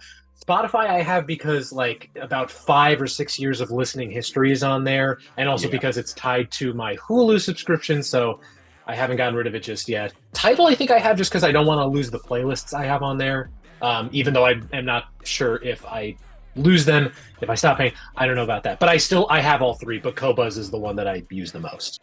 Are you happy with it? Like, you would like in comparison with other streamers? Yeah, Tidal has got the vibe of the old music listening apps from back in the day. It's really got that vibe. I think it's just a no bullshit type of streaming platform, right? You listen to something on Spotify. Spotify has got like all of these bells and whistles, and I think Tidal just gets like down to the business. Tidal is good for credits. It'll show the credits of every single person on there. I mean, whoever pays the most is the one I would want to use, I guess. We're talking about a lot of different things. Like, if we're talking about who pays the most, you could make an argument that the number that Spotify shows as the monthly listeners on a profile has a bigger effect on an artist's career than the 10 cents more you're giving them by listening to them in Tidal. Just to play devil's advocate there. Like, even if Spotify had a section where, if you want to stream, you can stream, or if you want to like buy this album, you can buy this album. But the majority that Spotify has and how musicians are tied to the workflow and the processes of Spotify and how shitty they pay out, I think there's a huge issue there. I was seeing someone post the other day that it's not worth it to release an album and you should only be releasing singles throughout the year because they want to gain like the streaming algorithms. But to me, that's nuts, because like, you're a musician. If you want to release an album, release an album. If you want to release 2 singles, release 2 singles. I don't think we should be garnered by algorithms that don't really have emotions, and all they do is just process data and tell you this is what the data is going to be like. So what draws you to Qobuz? Like, that's one I think a lot of people might not be as familiar with. I think it's just the fact that, it's similar to Tidal where it does offer, lossless streaming, either CD quality audio, or I think it has high res for specific albums, like stuff that's like 196K, like really, really high-end, high-quality audio. I like the interface of it. I like how It may not be necessarily unique for all streaming platforms, but they have write-ups for most of the albums. Just, people from like AllMusic or reporters coming in and providing a bit of context on the record, which I like. The other part of it too, which is tangential to the streaming side, is you can also buy albums on there. You can download. Yeah. And I like that because, we're living more in a world where it just seems like people, like the companies can just rip away movies or albums or music or anything like that. So I do still, tying in with the whole audiophile conversation, I still like having ownership in some way, even if it is like a digital file. Well, and that's fascinating. And to go a little bit further, when you buy the album, is it still native to the app, or can you actually take the files and put them into, let's say, iTunes? The latter. Yeah, they become files that you just... Oh, that's wonderful. Yeah. A lot of the conversations about audiophiles and comparing digital to vinyl tend to stop right before they get to this point. They just want to keep it about the music. Because if you start asking the harder questions about how records are made and distributed in an industrial process, you shine a light on systems and it makes it a lot messier. But I'm not really one to shy away from the mess, and I think to have a proper contextualized conversation, you kind of need it. Because when I first saw the film for Insurgents, I saw it years after the album was released. I want to say around 2013 when I reviewed The Raven That Refused to Sing, but it might have been a little bit later in full. And I hated it. Because around that time, Apple discontinued the classic iPod and I was struggling to buy them secondhand on eBay and just use them until the technology broke down because I had that much music, and I valued the convenience, and I wasn't on board with streaming at the time. I wanted to own the music I play, and I still do. It's just too damn expensive. It's just too damn expensive. There's too much of like a barrier to entry. Monetarily, they're just too expensive. Like I remember when I was collecting records in my teen years, going to a used record store, I can pick one up for like 50 cents to $1. Or if it's a more popular release or something that's a little bit harder to find, maybe even $10. But you wouldn't see anything that was like $30 or $40 if it was used. And if it was a new record, they would always put either a digital download code or a CD within the album itself. Like I remember picking up Opeth's Watershed back in 2008 from HMV, and it was cheaper than the CD itself. It was like $15. And it came with the CD to kind of entice people to buy the record. And now you're getting records that are averaging out about $35 to $40 a pop. You see how many records I have behind me? That's completely unsustainable for a person in my shoes. I can barely afford a head of lettuce, let alone a $30 record. So I'm finding myself slowing down in the buying process and the collecting because I just can't do it. Like I'm having to reserve, the 1 or 2 records a month for those bands and artists that I really enjoy and I really want to support, rather than the 1 or 2 records a week that I was doing a couple years ago. So yeah, that's one of the main criticisms that I have now, because it's becoming so much more popular and so much more in the mainstream. Prices are going up because supply and demand, and I get it. It's just the fallout of a popular hobby like that. And the classic iPod was never cheap either. So to see Steven Wilson destroy nearly a dozen of them to make a point about dynamic range, the packaging of music, and playlisting, which at the time he couldn't stand the thought of his songs being shuffled in outside of an album context, there's a level of hubris you just can't escape, and one that I don't think he truly ever considered. Now look, that's not uncommon. Systemic analysis of human behavior is really goddamn hard. Scapegoating is a lot easier, but it remains my biggest problem with a lot of audiophiles. There's this level of entitled ego that comes with the belief that the only way to experience art is on the highest end system, to pick out details that the vast majority of people will never hear. And as a critic who, let's be real, can't afford the best system money can buy and often has to take in albums on high-end but still commercial-grade headphones, it's legitimately infuriating when you cover a certain stripe of rock or metal record and audiophiles will pop up and say, "Oh, you are clearly missing all of this extra detail I was able to hear in my $10,000 system." And you know what? While that might be true, how much does it matter?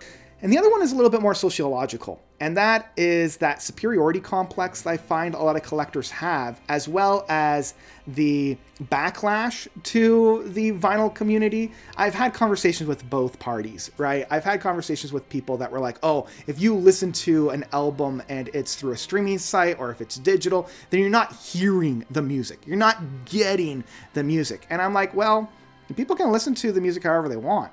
Like, if that's how they enjoy music, have at her. Like, don't yuck their yum.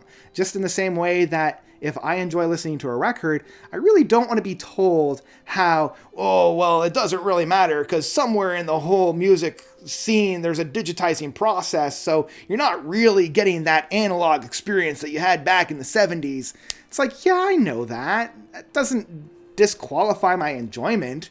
You know, just because you think you're right doesn't make my enjoyment any less. So it's kind of like the superiority, this competition to listen to the music the right way. And honestly, if you're listening to music in the way that you enjoy it and you get the most out of it, then that's the right way for you. And I don't think having this whole ideological, philosophical debate, it really yields anything. You know, I'm never going to try to convince somebody if their main way of listening to music is on a cassette tape.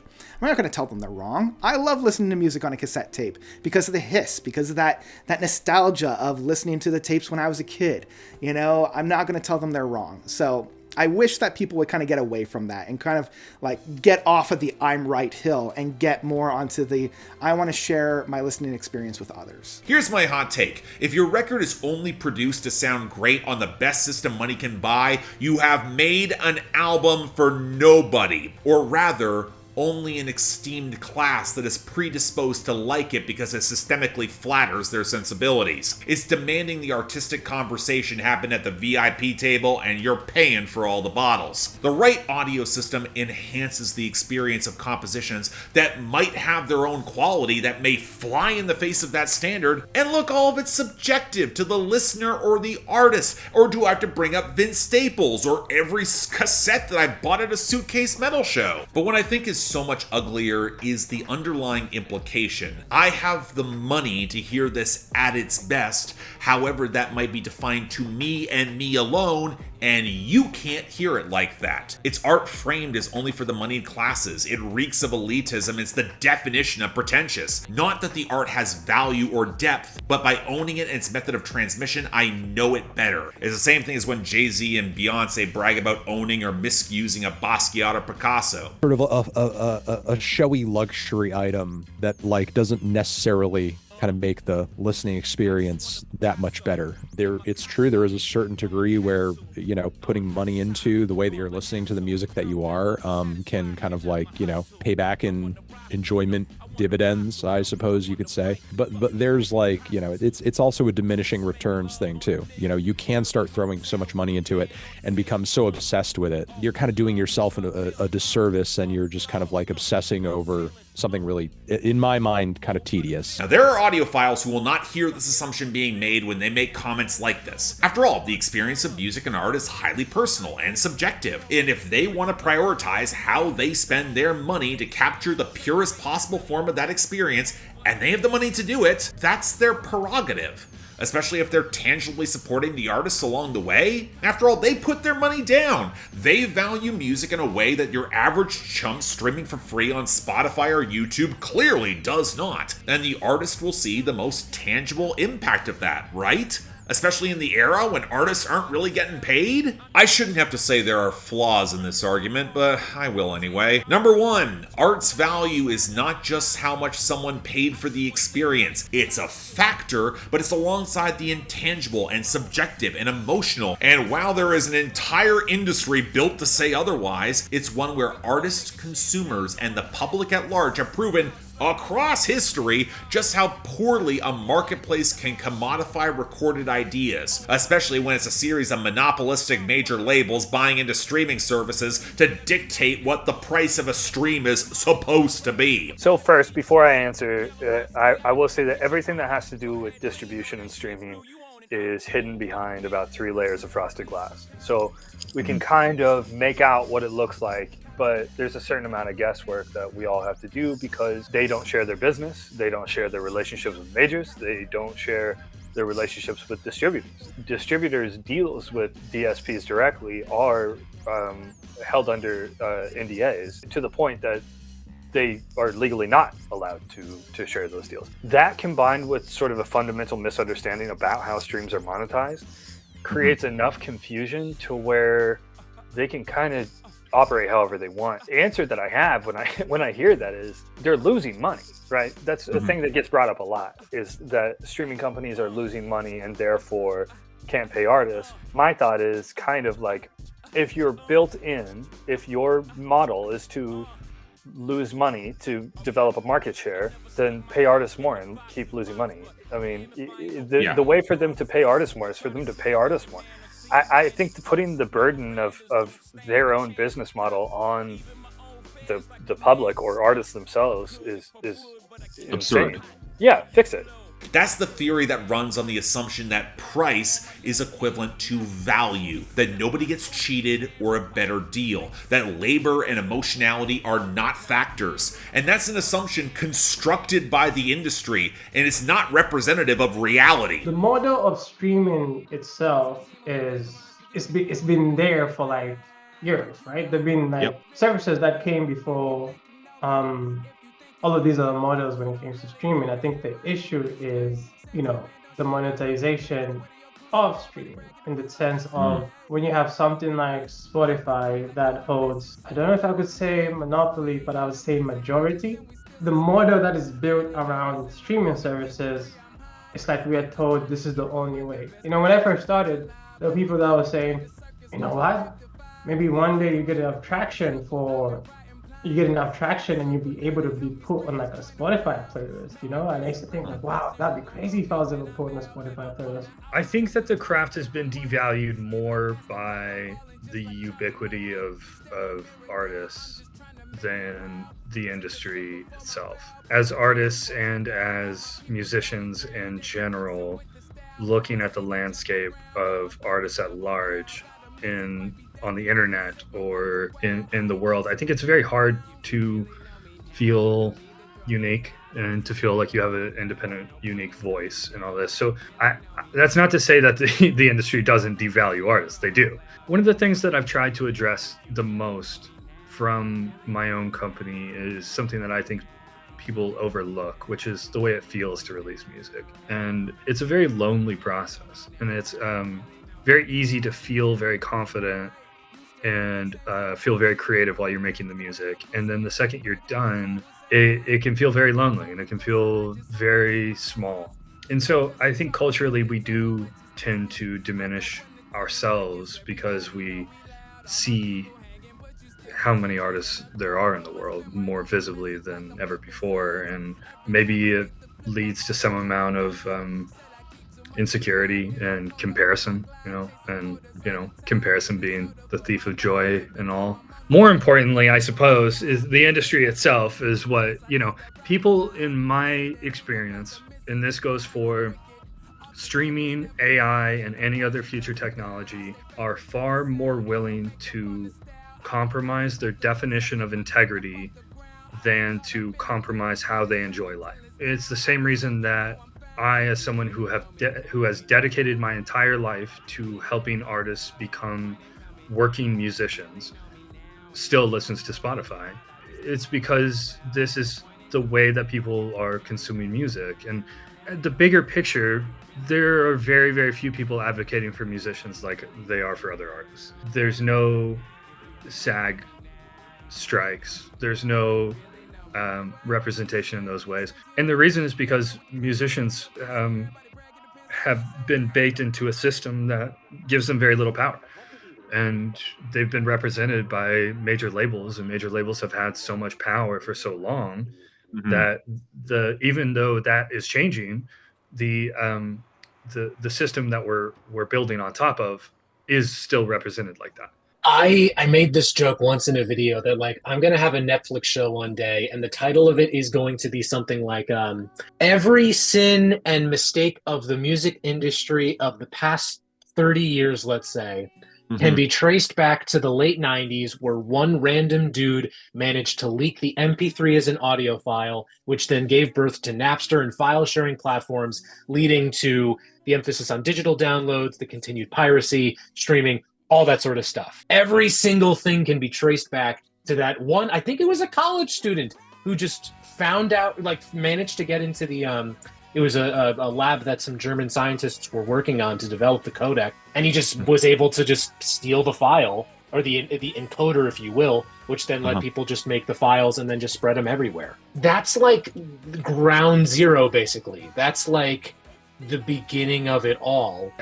This might be something that ties more into another question of yours, but it really comes down to this idea of convenience and how far music has leaned in. You could say that for basically any other form of media, like movies have done the same, video games, books, like all of them are available in some way digitally, even though you could still, either physically get them, or like a movie theater, you could go to a theater and see the movie there. But with music, I think it was the first one to really experience that shift to convenience, and I think it has experienced it the most severely, to the point where I remember there's a saying that it's like, if you want to know what's going to happen to movies or any other form of media in a few years, look at where music is now. When something is available for free, it becomes difficult to convince people they should spend money on it. That's the case with recorded music. But the live experience of music is now valued, as expressed in money spent on it, higher than ever. Gig prices and fees for musicians have escalated dramatically, representing the fundamental shift in the music business as a whole. Nobody's buying CDs, and streaming hardly pays anything, but the audience willingly supports musicians who play live to a much greater degree. Notable is the persistence of the vinyl LP as a format, being the only physical medium that still sells in reasonable numbers, 40 years after its predicted demise.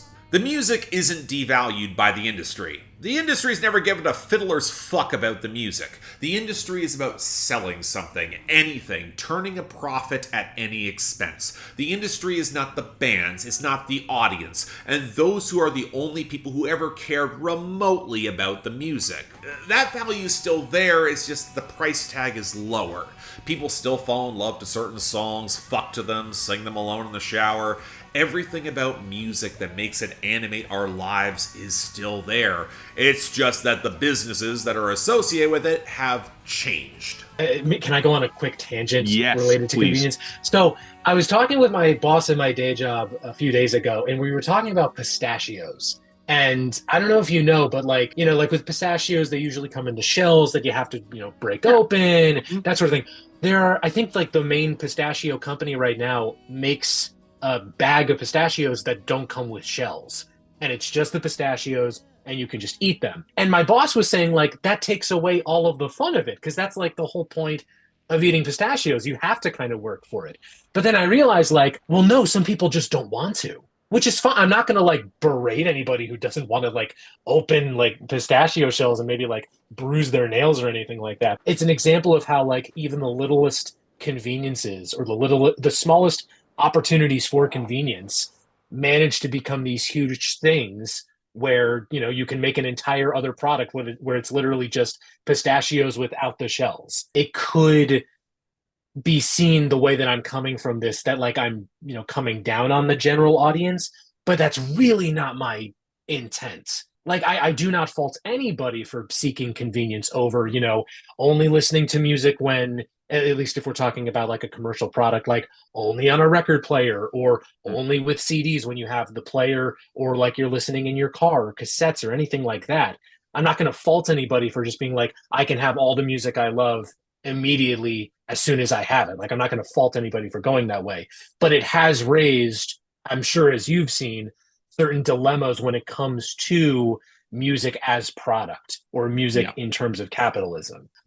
They have been trained over the past 25 years that music is not something that necessarily needs to be paid for. You cannot just, even if we were to take that example of like the labels suddenly clamp down on distribution and make you pay like $30 so you can get the one Yeet song that you want, like you would need to ingrain that kind of belief in the general public again. Which I don't Like that would take years. That would take so much time. And also, I mean, I mentioned live performances again, but it also comes back to this tangential idea that like maybe we're at a time right now where the recorded product is not necessarily the main output of an artist, it's the live show. And the record is just merely, one piece in the funnel that gets you to the live show. Number 2, as much as you or I might choose to value the experience of music more than the folks who just want it as a casual soundtrack of their lives, that's subjective too. So if you're choosing to spend your hard-earned cash on it, it doesn't supersede anyone else's perceived value in the experience. If you're listening to music on your own one ordinary evening by yourself on your top-end system, and one person catches it as the background from questionable commercial speakers as they have their first dance at their wedding, let's ask the hard question. What experience is more value? How do you even define that value? And then number 3, unless you are buying the record or files directly from the artists themselves with no middleman, I hate to say this, I guarantee the artist is seeing a hell of a lot less from every direct purchase than, say, when they tour or sell merch. And that's all assuming they're not in a 360 deal where the label gets a cut of that too. Yes, it's more than streaming, especially if they're on a major label. That matters. Like, to take your pistachio metaphor, you can get both the shelled and unshelled pistachios, but the farmer's still getting paid. True. And that's kind of the thing that really, like, getting into a lot of the streaming conversation, it often feels like when artists are getting pennies per stream, fractions of pennies in some cases, and you have the situation where the labels own chunks of the streamers behind the scenes in terms of their share value, and whatever contract and whatever splits are tied into how an artist or a band might get paid from individual streams, it fragments even further. The money from streaming is chump change, and nobody will rely on it the same way they used to rely on LP, CD, radio royalties. It's not technically nothing, but for the vast majority of bands and musicians, it might as well be. To make a living strictly as a musician now, it is imperative to do more than just make recordings. You need to do live performances primarily, but also exploit the other, less satisfying uses of music. Commercials, video games, corporate sponsorships, social media, and streaming, and also be aggressive with selling records and merchandise. That doesn't mean that streaming can't play a role in them being independent artists, and it doesn't mean that streaming can't contribute to an artist's income in a substantial way. I do think that the amount of money that you make from streaming can support artists in a way that I think people don't fully understand. I mean, I've been doing this for 15 years, and I remember what the numbers looked like when it was all digital, downloads, I mean. And I remember when streaming overtook that, which wasn't as long ago as people think. I do see that you can't supplement your income. There's a lot of places where people are moving to try to generate not just income, but a fan base, or a community is maybe a better word for it. There are places like, streaming, social media, Patreon, Twitch, YouTube, etc. So none of those places Bandcamp, of course. None of those places independently pay so much, but they do provide an opportunity for fans to interact with artists that they care about in a financial way, which is kind of oddly a disconnect, where there's a good number of people who are wanting to buy or to support artists, and they don't know how. Man, I see people on social media every so often who say like, oh yeah, I get paid tons from streaming. Like, it's totally easy to do it. And it's like, I don't want to doubt them, but it's like, I wonder what kind of music they're making. Like, maybe it's the stuff that like is tailor-made for playlists and tailor-made for those kinds of passive streams. And B, I also wonder if they're just trying to sell you something. Like if someone says that in a tweet and then follows up with like, if you want to learn more, buy my $50 ebook. I'm sure it can happen. I'm sure somebody can make their living solely or mostly through streaming in this day and age. I don't think it's that common. I want to give the individual people at labels the benefit of the doubt, because I'm sure that all of them are nice people and they care about music. But it does feel like sometimes these systems are so archaic and they're so slow for progress.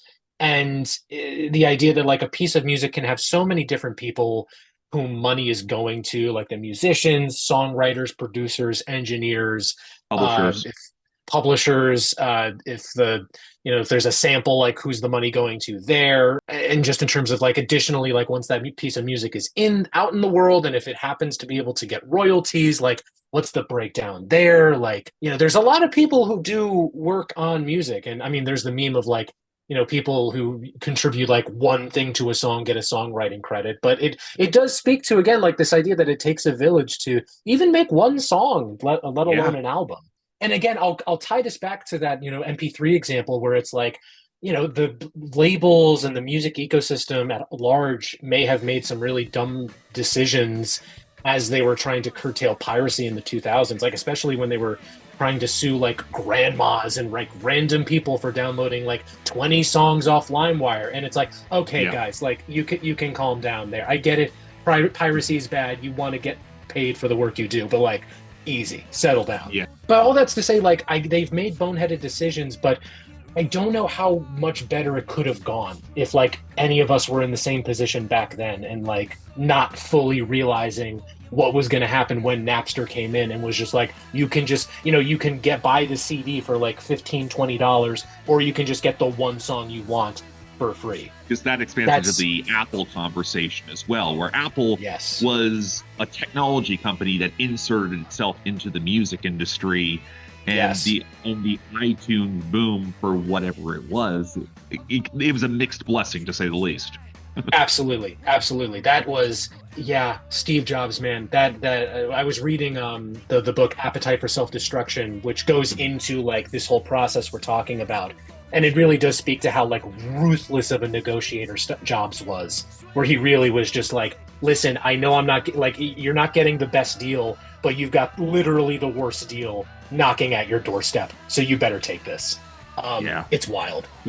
Well, I think it's also, I mean, you asked if the music industry values it. I think, again, it comes back to maybe it's less so that the music industry values it and more the streamers don't necessarily value it, and still the general public doesn't value it. I mean, it's one of those things where it's like the streamers, I mean, going back to YouTube, like the primary metric YouTube uses now is watch time, and how much time are you on that app so that they can serve you ads. And of course, in terms of satisfaction, but like all of it ties back to that.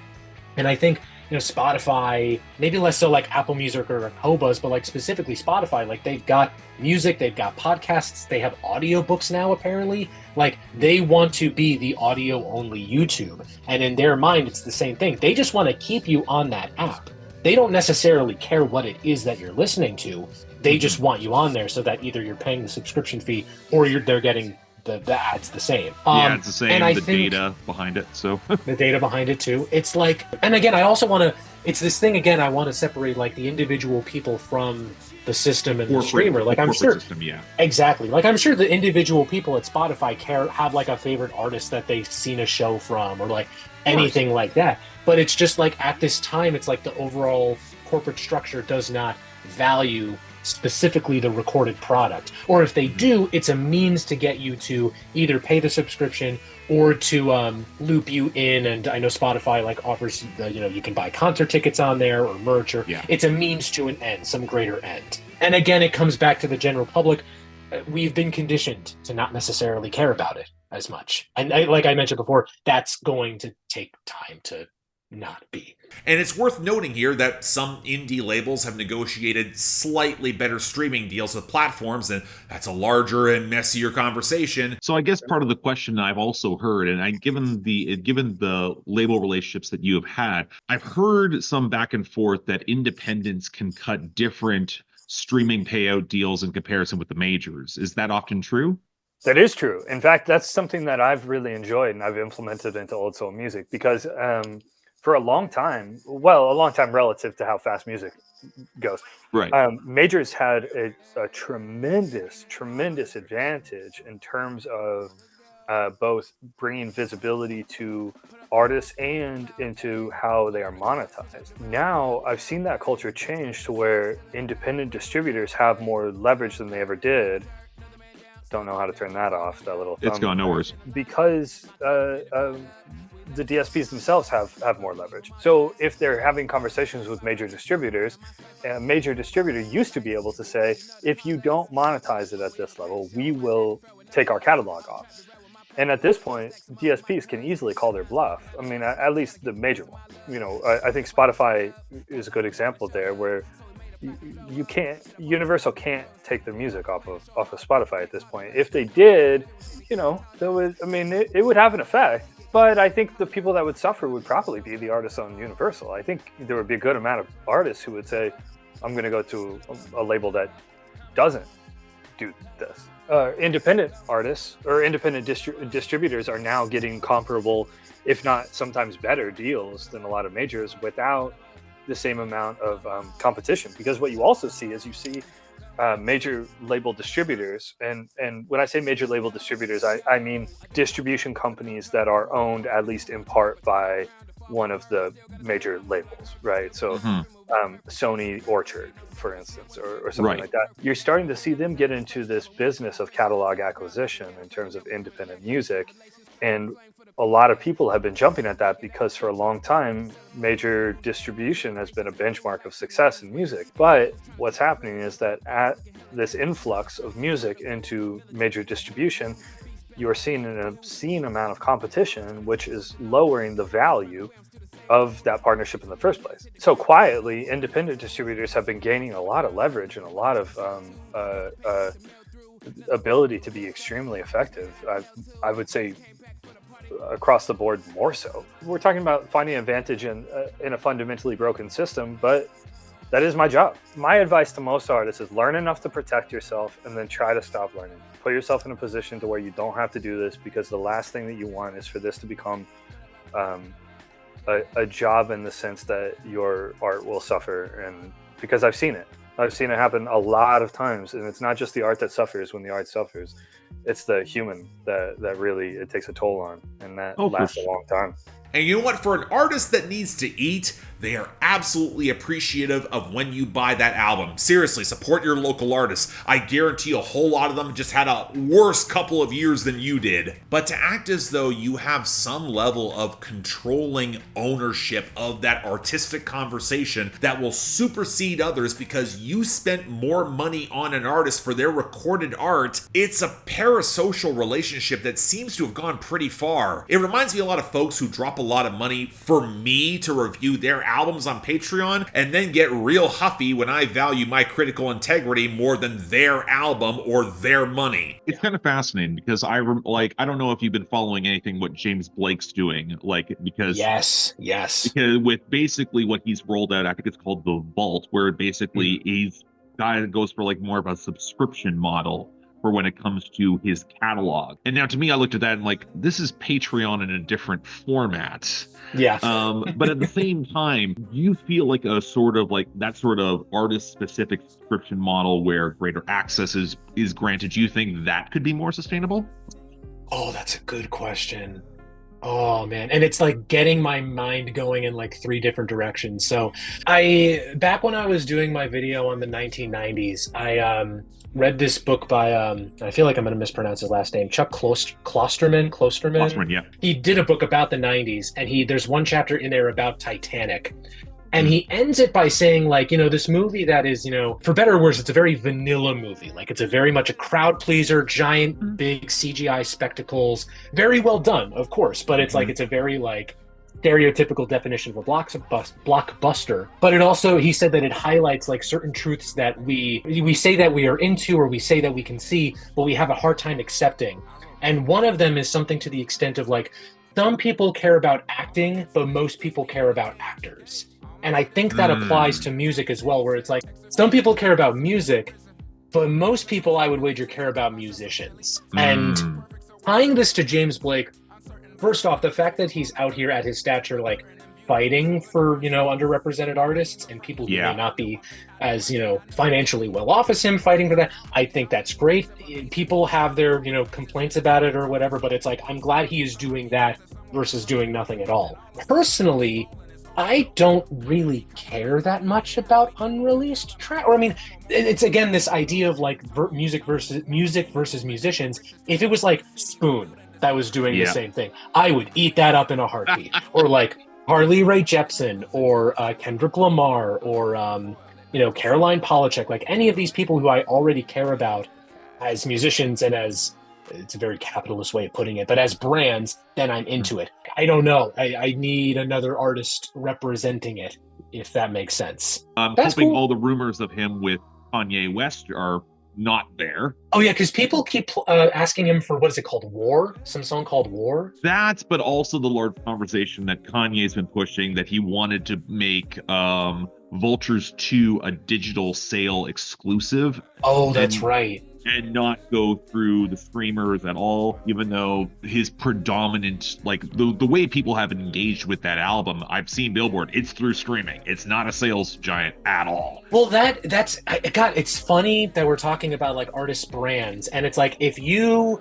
had interviewed me back in like early 2016 when he played SNL right after the Madison Square Garden listening party for Life of Pablo, and he announced, he was like, album out right now, titles string Kanye West right now, blah, blah, blah, like the way that he announced it, you should have seen me. I ran to my computer because I was still a diehard Kanye fan at that point. Yeah. And there it was, he was charging $20 for the first mix of Life of Pablo.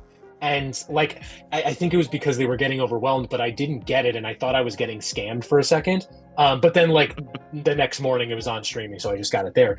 But then like compare that to like now, where it's like, I'm not giving that man $20. And it's, on one end, it's kind of unfortunate because we're talking about like music versus musicians. But again, it comes back to this idea of like, music as a consumer good, and this idea of like judging the music for what it is. But it's like, at a certain point, and I guess this also ties into like art versus the artist, and at what point do you separate the two, where it's like, and especially when money gets involved in that, I don't want to give that man my money. And it's like, again, it ties into the James Blake conversation as well, because it's like, for whatever reason, whether it's because you vehemently disagree with someone's politics, or just you don't have that kind of attachment where you'd want to give him, money for unreleased tracks. Exactly. It's like, there are some days where I feel like the ultimate solution to all of it is the labels get some kind of clamp on distribution again, like what they had with CDs. But that's also not necessarily a good thing. Exactly. Yeah. It's not like, I don't necessarily want that to happen. I want like music to be valued as a consumer good so that musicians, or that the money can go to the people who make it, but I don't necessarily want it to be in that way. Yeah, so I mean, that also brings in that tangential to that one bill that's being it's been introduced in the US, and I was seeing the United Alliance of Music Workers, I think that's how that translates. They were talking about it, where it's like you get a penny a stream, and it's like, first off, hell yeah, I think that kind of ties into like larger conversations of like what could like change at the system level when it comes to payout. That would do it. And I saw people who were like, well, one of two things could happen. Either like the streamers get rid of any artist who isn't like a surefire bet to bring in, streams and revenue, or they start bumping up the prices like ridiculously. So instead of like $10.99, it's like $30-$40 a month. On one hand, I'm fine with that. I would do that in a heartbeat. I value that so much. You have other people who don't want that, either because, unfortunately, they might not value music in that same way, or they can't financially afford it, Yeah. And I want to keep that perspective in mind, because I don't want to just be sitting up here and be like, oh yeah, I can afford it, so everyone else can. I think it really has more to do with leverage. Artists, musicians have had very little leverage in the history of musicians.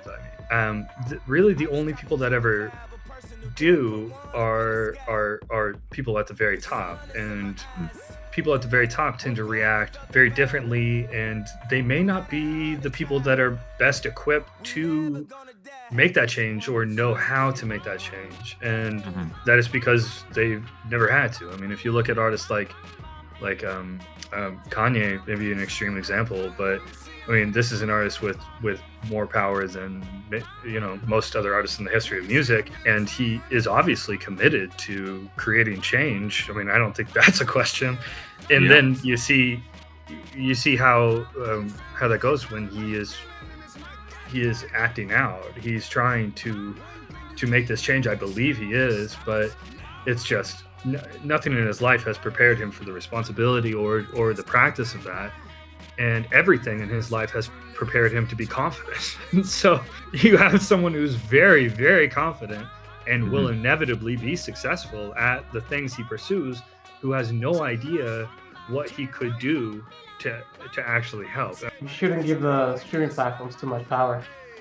You know, it's nice that the main community of like listeners on the internet is on the streaming sites, but there's nothing that says that you can't kind of like get a chunk out of that community and say there are alternative like ways of doing this. The Diamond Jubilee album that just dropped, I think, is only on Bandcamp.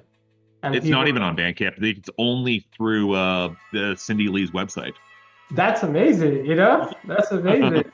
And people are going there and they're buying it because it's like quality, you know? Yeah. So sometimes we feel as if we have to do it, but we have to do it through the streaming way, but I don't think the streaming way is like the only way to do it, you know?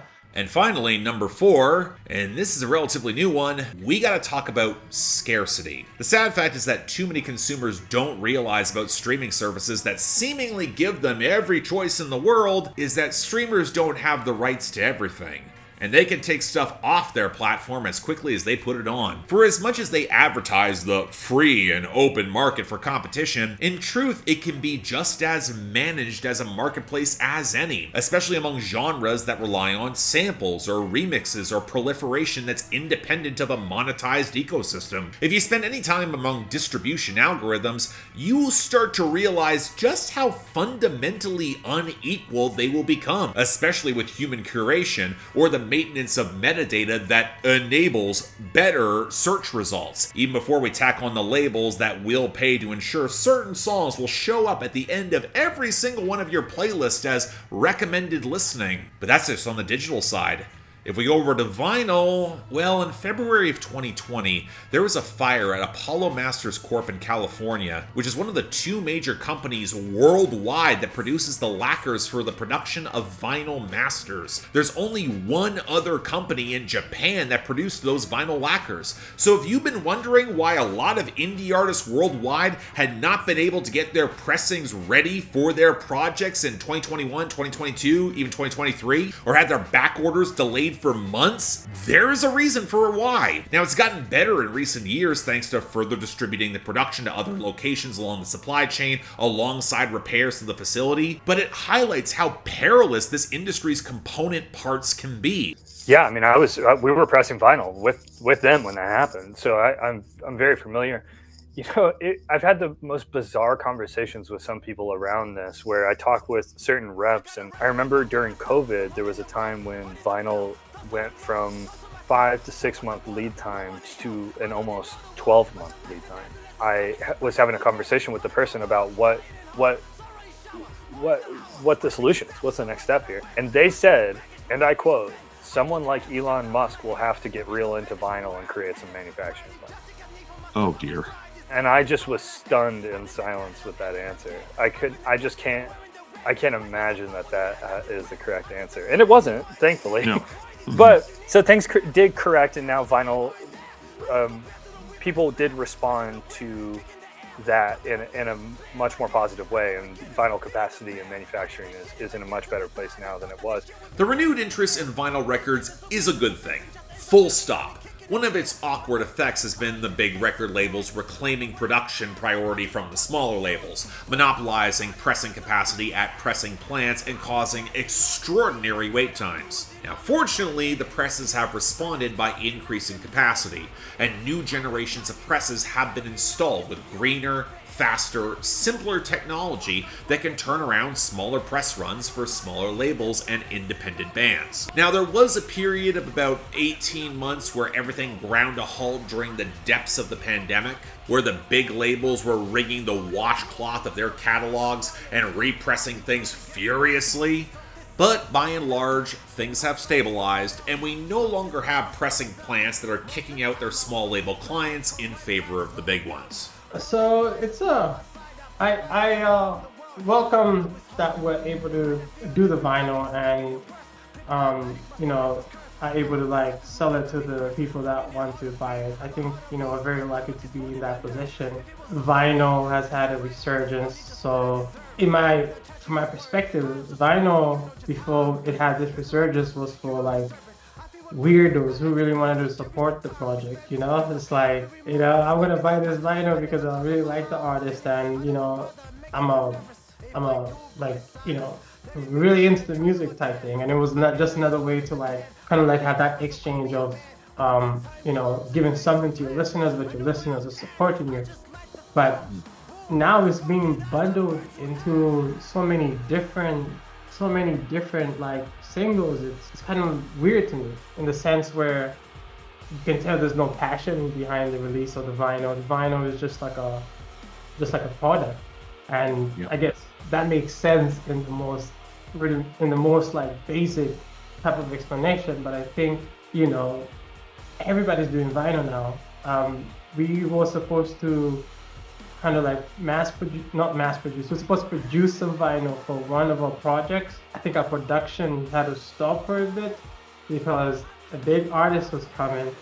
Not a name, but a big artist was coming, and the big artist bought a lot of space in the vinyl plants, and we didn't hear anything from like Lawrence, And it's just like, I think the artist was like big enough that they could have survived without,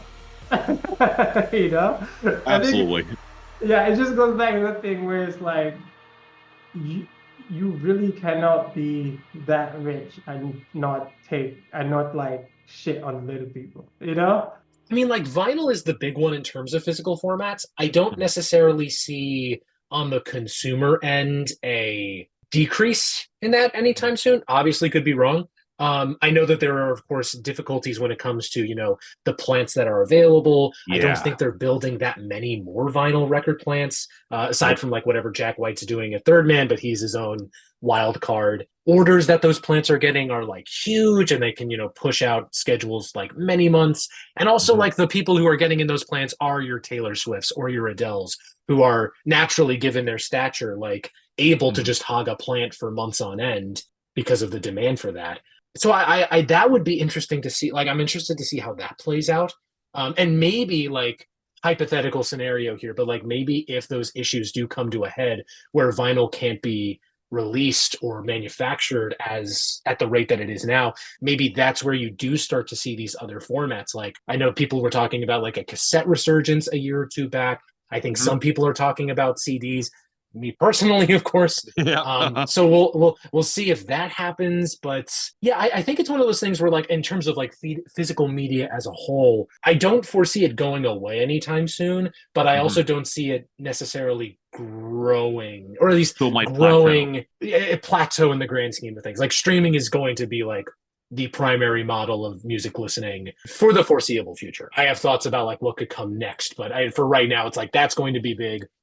And then you're going to have these more niche markets filled by CDs, cassettes, especially vinyl. And it's also not helped by the major labels placing block orders for represses of classic albums and record store day unique pressings that really only serve as curiosities at best. You talk to any record store clerk, they'll add in how many of them will just wind up unsold. But you know what is the thing that I have seen affect vinyl manufacturing the absolute most is record store day.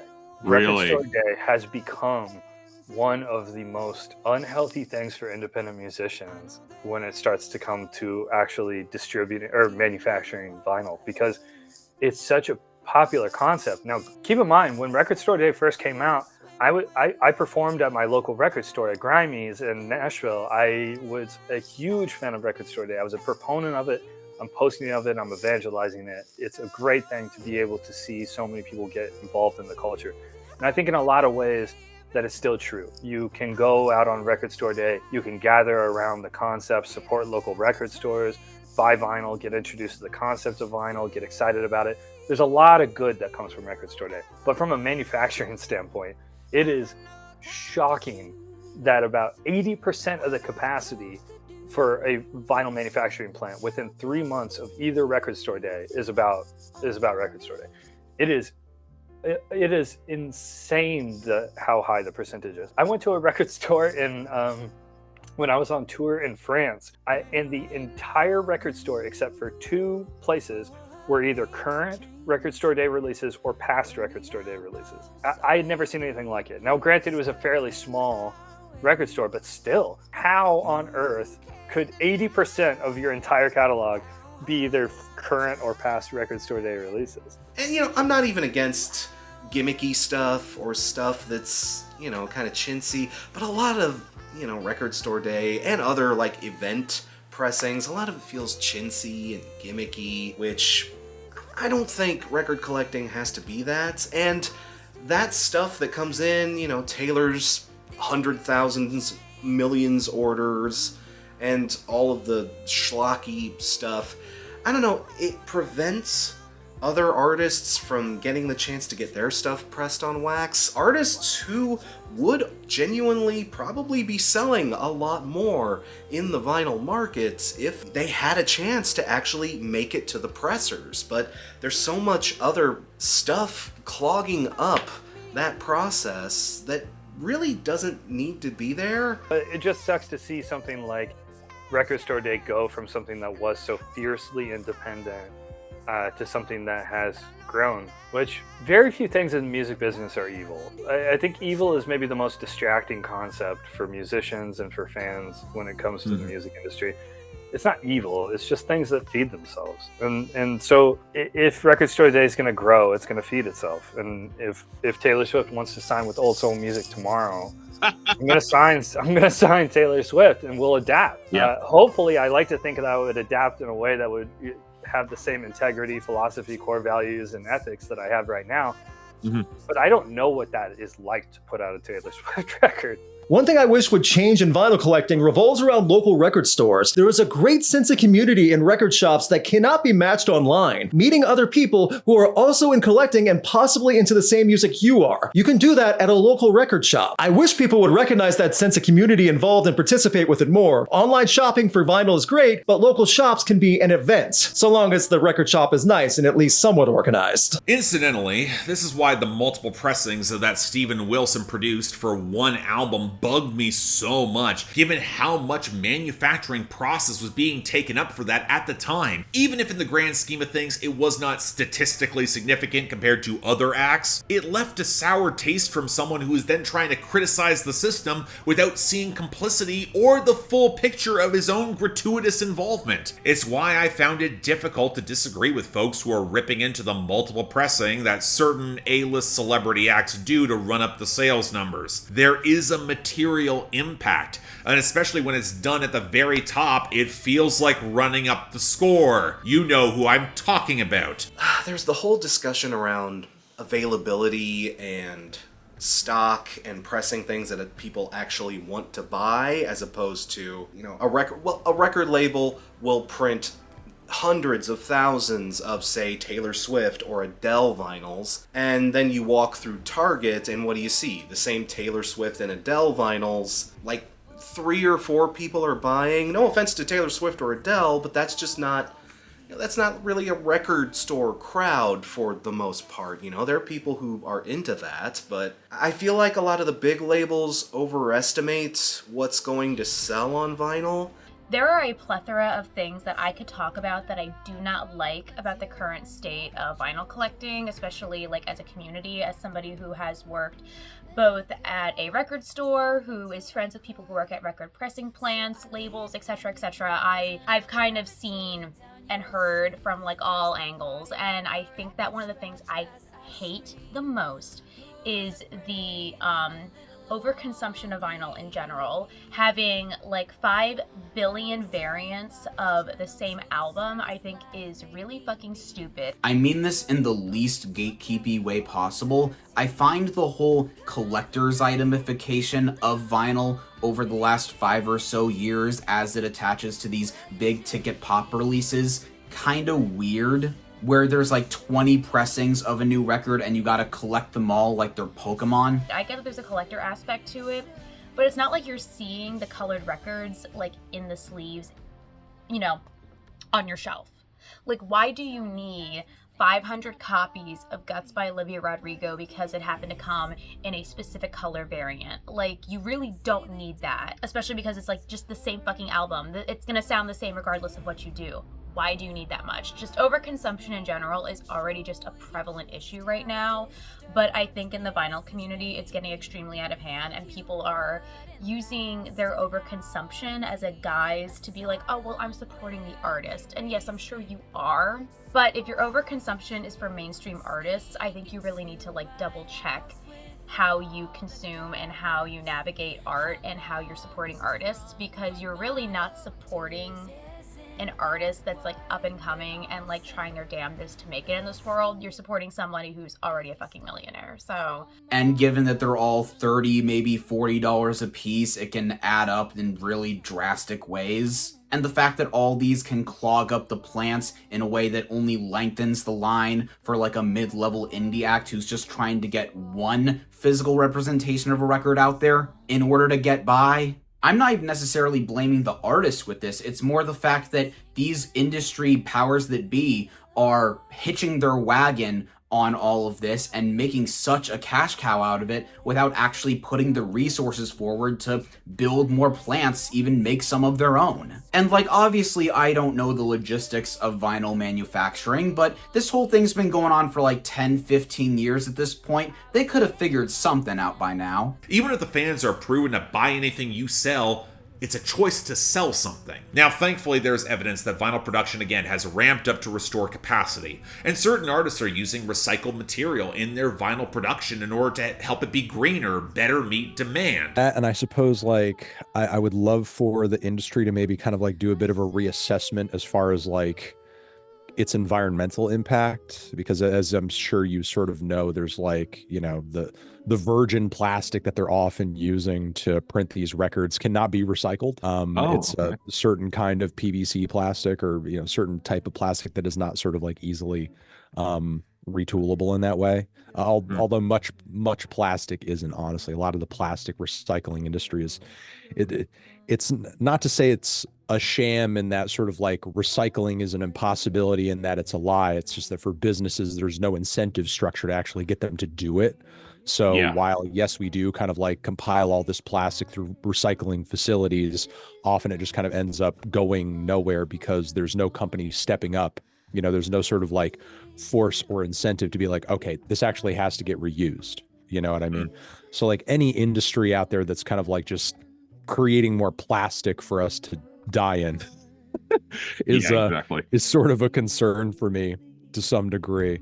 But the structural inequalities remain, thank the major labels for it. And that's just on the production side of things. Because if you can only do a limited pressing because your own resources, you run straight into the vinyl marketplace, chock full of grifting resellers who will buy up as much stock as they can and then resell at insane prices. So immediately you've got another paywall rising to block the purest experience from the average consumer or collector. If there's one thing I'd love to change about the record collecting experience, it's flippers. I can't stand flippers. Like, I'm not someone who cares about having rare records just for the sake of them being rare, but there are rare records that I want because I want the record, I want the music. But these scumbags who got into the record collecting game just so they can make a quick buck, you know, I think they're worthless trash bags, honestly. You know, using people's passions as currency. I hate that shit. You know, life is bad enough for a lot of us, and hobbies are all some of us have, you know, and some of us are fortunate enough to be able to afford to have record collecting as a hobby. The last thing we need are assholes who just want to drive prices higher because they're too sorry to do anything else for money. And sure, we can blame the labels for creating this artificial scarcity on records, but you know, I blame both. I think it's just easier for me to throw rocks at flippers than it is for me to throw rocks at the label. Especially with like a lot of the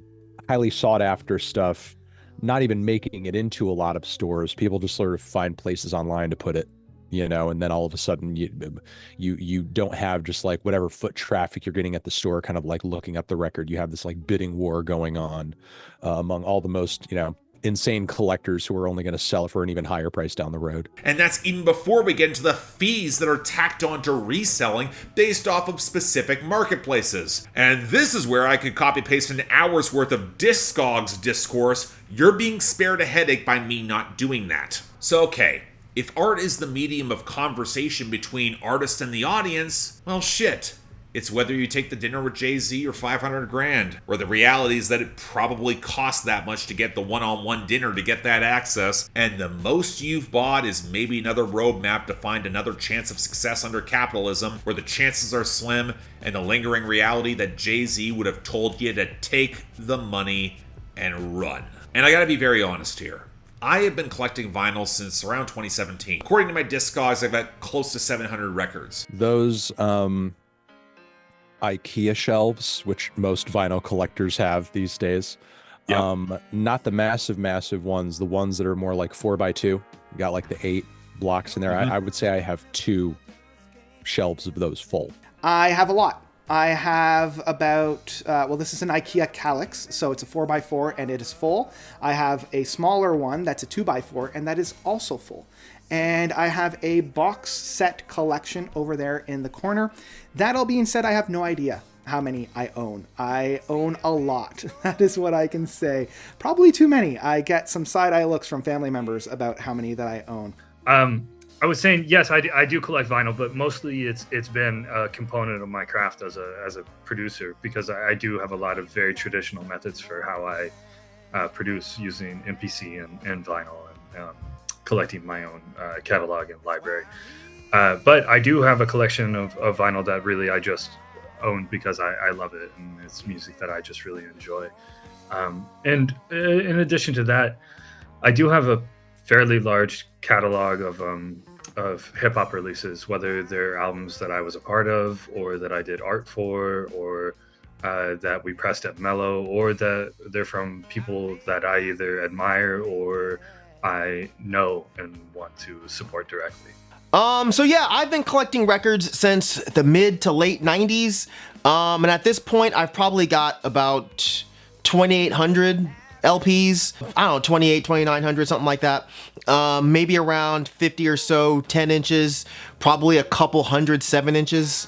Probably 8 to 10,000 LPs, 6,000 7-inch singles. They're between. I have enough that fill 2 different containers. Like I've got like a Shure bag of vinyls, and then I've got like an old milk carton, not a milk carton, like a typical box that you'd see records in.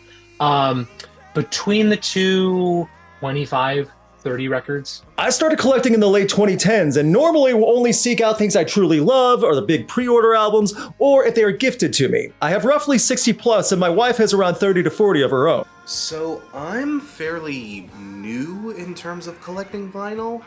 I did try to start a collection, like 10-ish years ago, but this was also like fairly soon after I was out of college. Didn't really have a lot of money, and I think that old collection, I think I got about 30 records in, and then I had to sell the whole thing and even the record player just for like rent money. Those were fun times, but I've started collecting again probably like 2 or 3 years ago. I'm still fairly new, but even in that time, I'd say I'm well over at least 200, probably closer to 300 records. I think the last time I did an official count, I was at something like 250 something. So, I don't know, I've been making up for lost time. My collection still isn't huge by any means, but it's there, and it's humble, and it's mine. According to Discogs, I have 494 LPs in 12 inches, 97 7 inches and 10 inches, 294 CDs, 14 cassettes, and 1 8-track of Rumors for fun. You could say I collect vinyl. I would like to think that I'm collecting the worst noises known to man. That's what I do. And while I started on Instagram with Voltorb over here showcasing them on and off, I felt a little less comfortable doing so for a while now. Because vinyl hasn't just become a chosen receptacle for engaging with art or an audiophile showing off, it has become a bit of a status symbol among a certain stripe of music consumer. And the bigger your collection, it can become evidence of spending a lot of discretionary money that in the modern era, the average person doesn't really have. This opens up a much larger can of worms about how people make and spend their money, and the education often required to do it wisely. And part of this is my general aversion to haul content as a whole. I mean, I get the popularity and the shared show and tell experience, but it can also kind of come across as a flex. And I'm not a creator who likes to flex on my audience. It'd be hypocritical as all hell, for one, given how often I criticize it in art. And moving past the statistics that indicate there are folks who buy vinyl and then never play it, or don't even own a turntable, and that's about half the folks who buy records. I normally listen to a record once a week with my Bluetooth speaker, and I've listened to every vinyl I own. That's part of the process to listen to a new one as soon as I get it home. You know, there's very rarely a day that goes by where I'm not listening to my records. It's my predominant way of listening to music. I just love sitting down and listening to it. There isn't any record in my collection that I haven't listened to, mainly because when I pick it up, either from the store or through the internet, immediately I come back to my apartment and I will put it on. So every album at least gets one spin, and then subsequently from there, you know, for the first couple of weeks or so, I will continue to spin it within my roster. I actually have like a small crate of records right by my record player where it has anywhere between like 10 to 20 records that I'll just rotate throughout the month as, you know, I'm in the mood for. I listen to my records at least 4 days a week. I'm fortunate enough to work from home, and I listen to a lot of music while I'm working, and vinyl is still my preferred method. I'm also one of those guys that still likes the ritualistic thing of getting up and, you know, taking the needle off and flipping it over and putting it back down, all that good stuff. As far as records that I have not listened to, I'd really like to say there's not any, but I'm honestly not sure. I feel like there's probably a couple of records in here of friends' bands or friends' projects that I don't really like, but I just bought them because they're my friends and I want to support my friends, but the music is so booger that I just don't listen to it. I do listen to my records fairly frequently, not as frequently as I would like, only because of the fact that I travel a lot, I go to a lot of shows. I am regardless really invested within music, but I don't always have time to sit down and partake in the physical act of listening to my records. But everything in my collection currently that I own, except for a few one-off pieces, I have listened to. It didn't used to be the case though. I used to collect for completionist reasons, and now I collect for listening purposes. So everything that I don't listen to is gone now. Through all of them, I haven't listened through all of them. I mean, I was just listening to a bunch of them yesterday. Whenever I just have some kind of downtime, I mean, my hi-fi is in like my living room, and anytime when I'm in there for an extended period of time and I'm not like listening to something for work, you know, I'll usually put something on between like, you know, just some of the things that like I get as a promo, you know, or stuff that like, you know, I'm kind of backlogged on.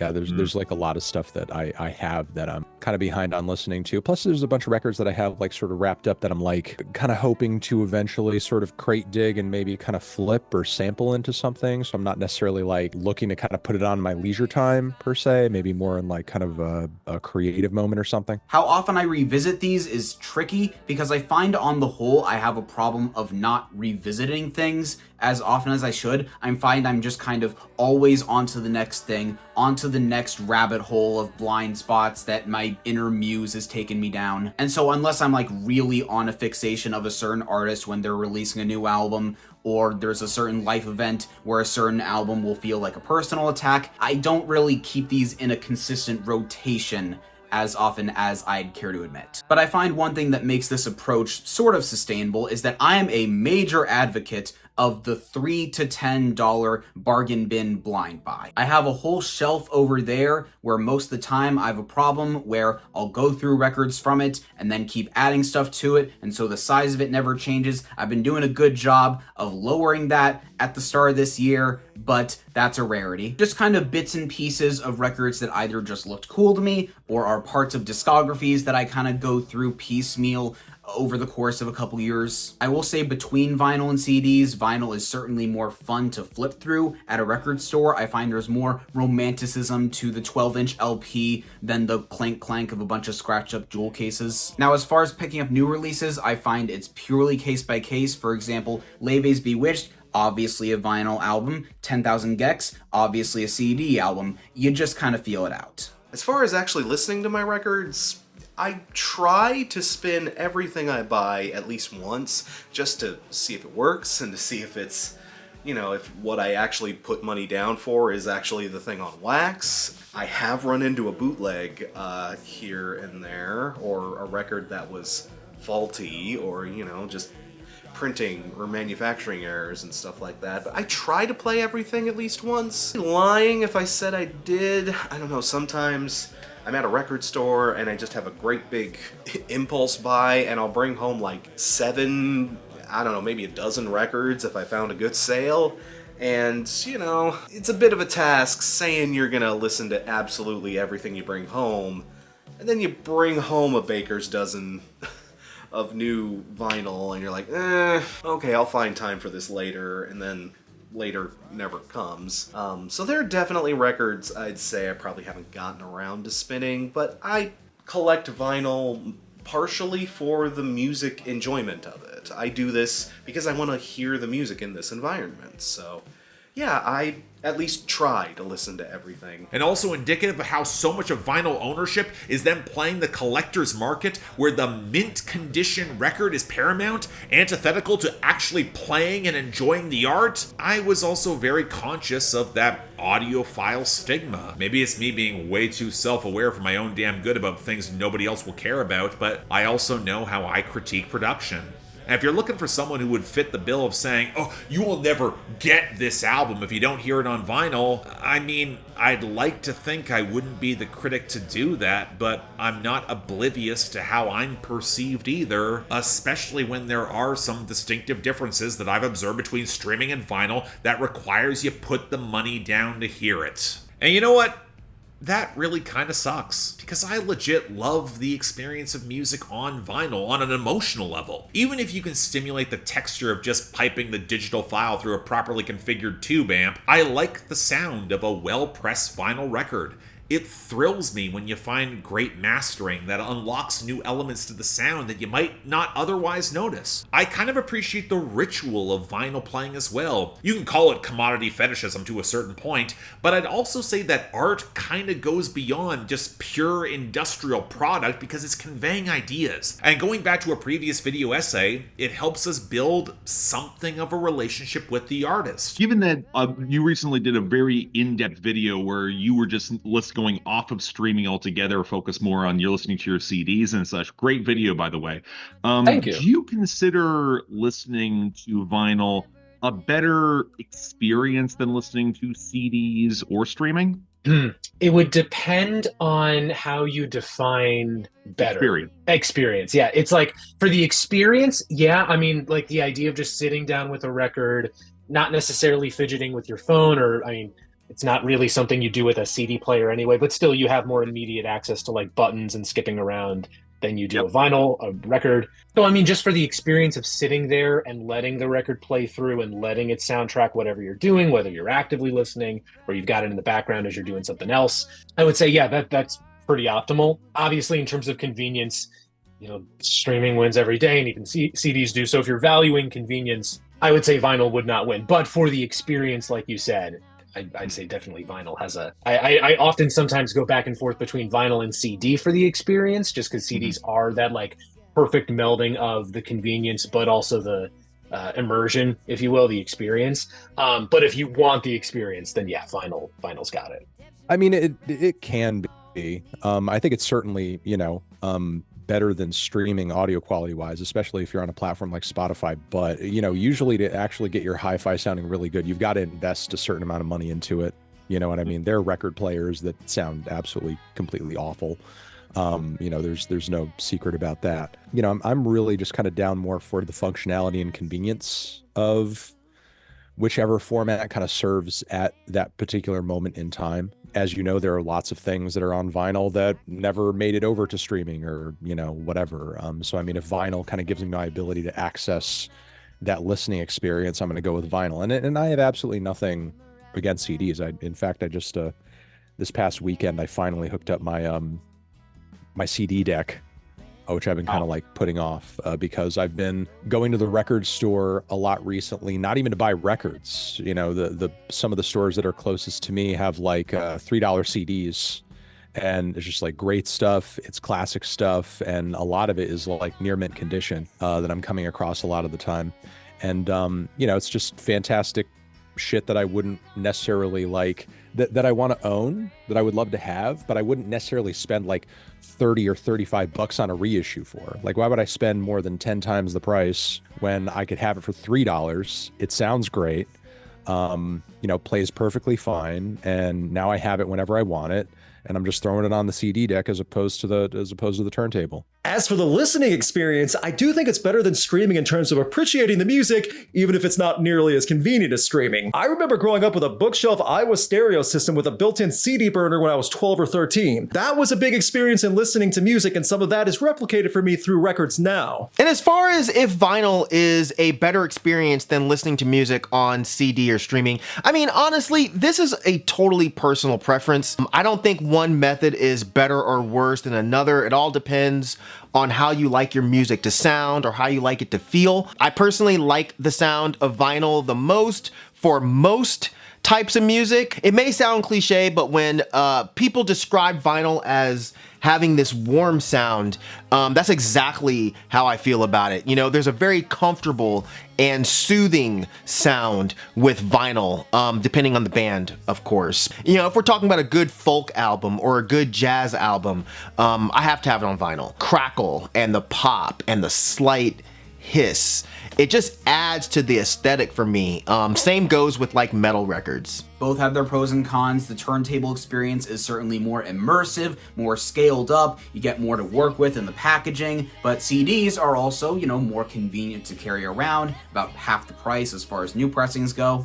And because of those prices, I tend to have a different approach on if I would buy something before I streamed it. With new releases, I pretty much never get a new release physically that I hadn't previously heard on streaming, try before you buy. Whereas with these blind buys that I mentioned earlier, I like the idea of experiencing it in the same way that someone at the time would have. And I figure for like $5, that could be a worthwhile investment if it's something that I feel like could be great. In my mind and how I experience music, it is like that is how I listen to music predominantly. I do have CDs, I do have streaming, I listen to that when I'm on the go, and I will admit it's more convenient to listen to it that way. You just push a button and away you go. But I don't know, there's something about the tactileness of listening to a record that is lost within the streaming or CD digital experience. That's what I really enjoy, and I like it from a ritualistic point of view, like the kind of movements and flows of listening to a record, getting up, flipping the album around, dropping the needle onto the record itself, hearing the cracks and pops if it's an older one. It adds to the overall enjoyment. It's adding to that ritual. But also within the sound, there's a fuller sound. And I know some people call it like a warmer sound. For me, I say it's a more tactile sound. It's kind of the difference between watching film on film, like watching a movie on like an 8mm, or even like a 10mm, and then watching a digital copy of it. And I know that a digital copy can get a more perfect sound, but in my mind, it's a little bit more of a pure sound when you're listening to it on a record. But I also know that this is just how I listen to it, and it's just how I enjoy music. It's not a better or a more superior version. It's just the way that I like to listen to it. The only thing I don't really like on vinyl is hip-hop, honestly. Or really anything that's relying on like serious low end. So even like IDM or like old like gothy techno-y kind of stuff, it just doesn't work for me on wax. I've just never liked the way it sounds. I typically get that stuff on CD. I think that anyone who thinks that listening to vinyl is like a superior way of listening to music is probably really pretentious and doesn't know what they're talking about, especially because a lot of records these days are just compressed MP3 files on vinyl. That being said, I do enjoy it just because I kind of like the ritual of it. I like sitting down and pulling the record out of the sleeve and putting it on the turntable, listening to the needle drop, you know. I think that there's a very beautiful ritualistic aspect to consuming music and consuming art, and I think it's fun. That being said, I'll listen to CDs sometimes. I've got some CDs in my car, and of course I listen to streaming because, like, that's how I discover a lot of music is through streaming services like, you know, Spotify, Bandcamp, etc., etc. So, you know, I will never begrudge anybody how they choose to listen to their music unless they listen on 8-track. Then they need to seek help immediately. Yes, it's familiar, and I appreciate the constant nature of the experience over my whole life since I was a child. I appreciate hearing a record in full without skips, and as a collector, I at least get the thrill that comes with exclusivity, not just in limited pressings, but because as that needle will impact vinyl, it changes it in a fundamental way. It wears it. So it'll pick up a sound that becomes yours and yours alone, where the conversation with the artist becomes more of a private whisper. And for me personally, there is a lot of history to it. I inherited not just my dad's turntable, but also my parents' record collection. So I got to dig into my mom's love for heartland rock and my dad's fondness for soul and R&B and disco. And to go a little bit further, I was also gifted all of my grandmother's records, and I got to explore her surprisingly eclectic and eccentric taste, spanning classic country to fragments of the 40s and 50s Hawaiian craze, to the birth of rock and roll, and even polka. And not even just that, there are Edison and shellac records too from my great-grandparents, where because of the method of pressing, I literally do not have a turntable that would work on them, but some of them are nearly 100 years old. That's family history. That goes back generations. About the closest thing to heirlooms I have. And while I'm not really the sort to cling to objects as maintaining meaning, I am one to cling to ideas and experiences. And vinyl carries some of that history where I can then carve my own groove. One thing that has been consistent over the last 60 plus years of hi-fi: people who value music enough to own a collection of it, they are going to primarily buy LPs and build their collection out of them. That has been consistent regardless of when the convenience format was 45 RPM singles, 8-track tapes, cassettes, CDs, downloads, or streams. If somebody has a collection of music that they will have with them for life, by and large, it will be composed of LPs. I don't think that's going to change in my lifetime. The durability of LPs, their beauty as objects, the heirloom nature of the collections, and the complete embodiment of an aesthetic with artwork, writing, thematic elements, and package design in one place with the music argue that the LP is the perfect format for music. I also like EPs and 7-inch singles, but LPs fucking rule. And these were not records that I purchased from family. They were gifts. Independent of what they may have spent on them decades ago, the value of gifts are gradually decoupled from marketplaces in more ways than one. In recent years, philosophers and economists have theorized that gift giving can be antithetical to modern capitalism because of the value of what is being given or exchanged is not strictly tied to the dollar price point. If you make something for someone, you put your labor into it, the care that you have given picks up a different resonance. It's not just for the person giving, but the person receiving as well. There is a vulnerability in accepting knowing that you're not just about to resell it. And vinyl is kind of unique in that perspective because it is at its highest value unplayed in mint condition. By receiving it in a played form, slightly shifted or warped because the needle has traced some unique wear, it is the physical manifestation of the capitalist marketplace diminishing in favor of something different, an exchange of ideas, emotion rendered paramount, that they experienced a continuity of emotions and art in a time beyond mine. And by deliberately weakening its market-driven use value, I've granted it my own. Commodity fetishism and capitalism, it's intentionally designed to alienate us from the workers and artists that produce goods, to facilitate marketplaces for capital to then exploit, intentionally breaking down communication. Whereas this, it's a regeneration, new creation, a new pulse on the spectrum.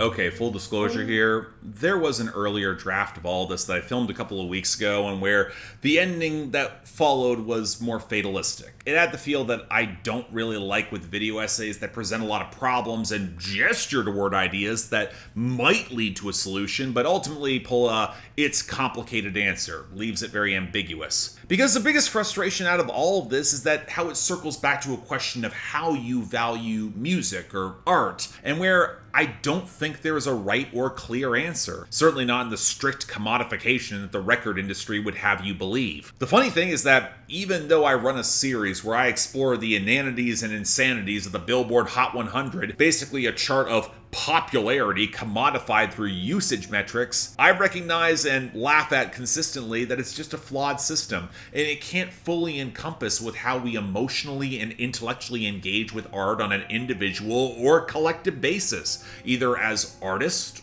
or the audience. And look, there's no one answer that'll encompass all people and all music, because as someone who likes to drill deep into the art and talk about fine details of theme and composition and production, I also know that not only does the majority not remotely care, but also there are points in my own life where I might not care as deeply, or I think I recognize what some art is and I choose to engage with it on that level, and there's no one standard for that, even as a critic who has his own shifting standards, quirks, and biases, like all of us do. I think my frustration is that I've tried to have some self-awareness and introspection about experiencing art, and I know that places me in an even smaller minority, especially as I have had the privilege to have time and access to experience art as I have. I would love for my audience or people at large to look inwards in the same way, but again, we're all living inside a system that would absolutely prefer we don't, and probably doesn't give us the time to do so. But even if we had it, I'm not sure there's a solution here. You can end capitalism, have the workers own the lacquer factories and the electronics manufacturers, obliterate the streaming websites that don't adequately pay their artists, and collectively own the ones that do,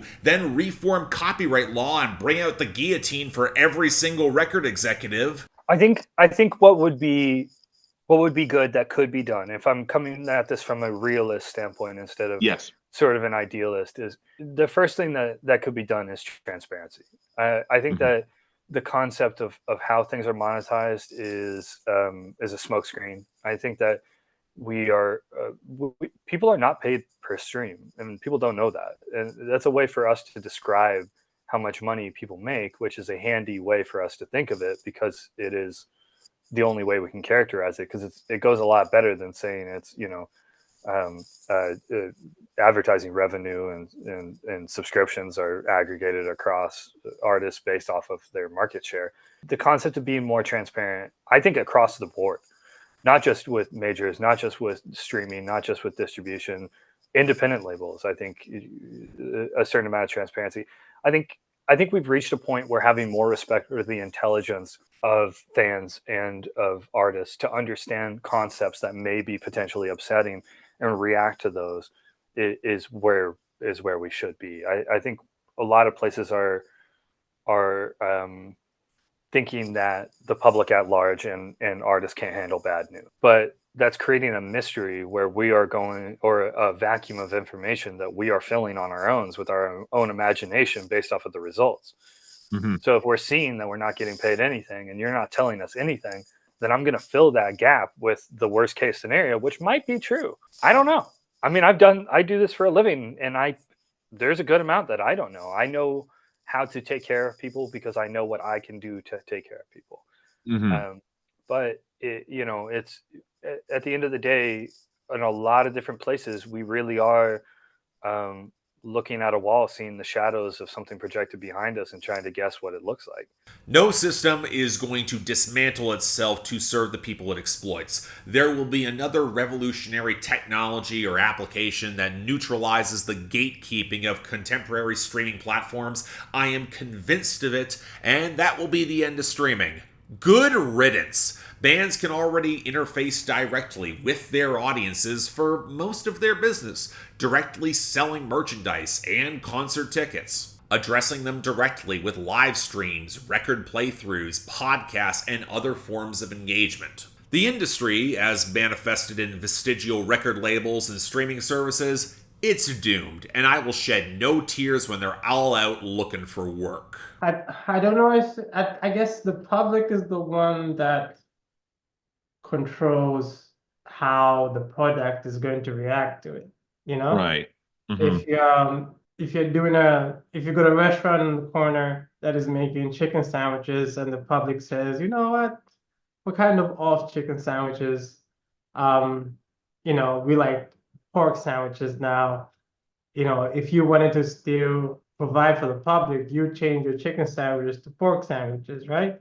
And I think the only way that a lot of the weird, industry practices can be reformed is through the public, But that's asking a lot, Casual listener, they're just like, hey, I'm happy that I have this platform that just allows me to log in, look for a song, stream it here and there, save it in a playlist, and only have to pay like a subscription.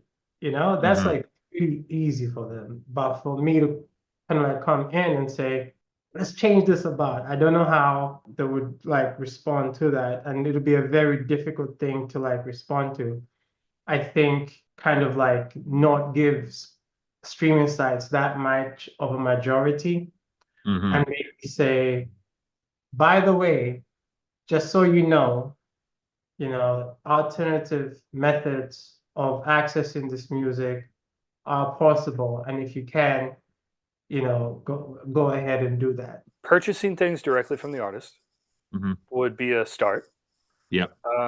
Encouraging ways to financially support artists that you care about is important, and reaching out to them and asking. But if I'm being honest, this feels much more similar to saying like care about global warming, so I think everyone should recycle, when if everyone recycles, we'll account for what, 1% of what a company that is actually in charge of most of the pollution could. I do think that that fans at large would be better off to contact and to reach out and to support artists financially and go to shows and buy merch and do all these things. And honestly, post about artists, do things like that. I mean, those things are infinitely valuable in a time where press is not covering independent music anymore. So the ability to share music you love is so much more valuable than people think it is. Even if you post something and you get no likes or retweets or shares or whatever it is on any system, it doesn't matter. That act itself is so incredibly valuable to artists. But beyond that, in terms of the hygiene of the industry itself, I can't put that on fans the same way I can't put that on musicians. It's just, you're looking at an island of garbage in the Pacific, and you're telling people that they should recycle their Pepsi can. But I'm not sure it gets away from the argument of whether or not the album sounds better on your system or whether it bumps in the whip. That's a debate that might be exacerbated by the industrial processes, but I don't think it's solved by fixing them, even if you could. And then I watched, of all things, a video essay by Spice 8 Rack called Magic the Gathering and the Death of the Future. I mean, it's very long and very niche. I used to play Magic for decades, and while I long ago stopped, I'd like to keep an eye on the lore and the storytelling and how that game is mutated, thanks largely to the developer Wizards of the Coast and their parent company Hasbro attempting endless growth through flooding the market with, let's say, dubious returns. I mean, late capitalism eats at every industry. Music is not alone here. But it was there where they explored the ideas of gift giving and mutual aid and the value that art can still represent even in the commodified form. And that got me thinking that music at least has the benefit of being more abstracted, less beholden to a gamified medium, but that abstraction has also been ruthlessly exploited by a much larger industry for a much longer time. It's the limit of postmodern analysis that it can be just as relentlessly co-opted by the industry, have its own subversion watered down or decontextualized. Look at punk, look at metal, look at ambient music, look at hip-hop. It's a reason I tend to gravitate towards a philosophy called metamodernism, which exists in the tension between the straightforward modernist interpretations of the world and then the postmodern critique of all those modern positions. A tension that relies on the emotional truth that there's value in both, and that value can become untethered from the market itself. It can oscillate. Can it be commodified? Yes. Keynesian market analysis is based off of animal spirits, after all, what we do that is fundamentally irrational, and a metamodernist view of the world by necessity sees value in both the system and its critique, which to some who want the revolution will just see as reinforcing the status quo. My argument would be that even if the revolution comes and we get that better system, the ambiguity and the emotional through line, it would still exist in art, and that's what matters. And by extension, it's driven off of community and communication therein, which is where art and its mediums come in. I have been saying for years now that art is a fundamental way in which we can communicate. I've said it a number of times in this essay. And while we can't fully divorce it from commodification, we can introduce maybe another context. So I want to end this a little differently. If you collect music, be it in those carefully curated playlists or hard drives full of files or a 3-foot stack of vinyl, I want to pose to everyone a question. Not just why you collect, but what does it mean to you? What does the experience mean to you? How do you value that experience? Who do you share it with and why?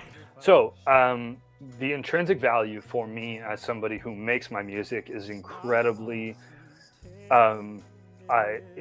self-serving and self-obsessed, and really has very little to do with anything outside of myself, because there was some point in every musician's life where at 5 years old, 10 years old, we heard Miles Davis and we thought, yeah, I could probably do that too, right? So obviously there's some amount of delusion and things going on there, but I don't think that negatively affects the end result.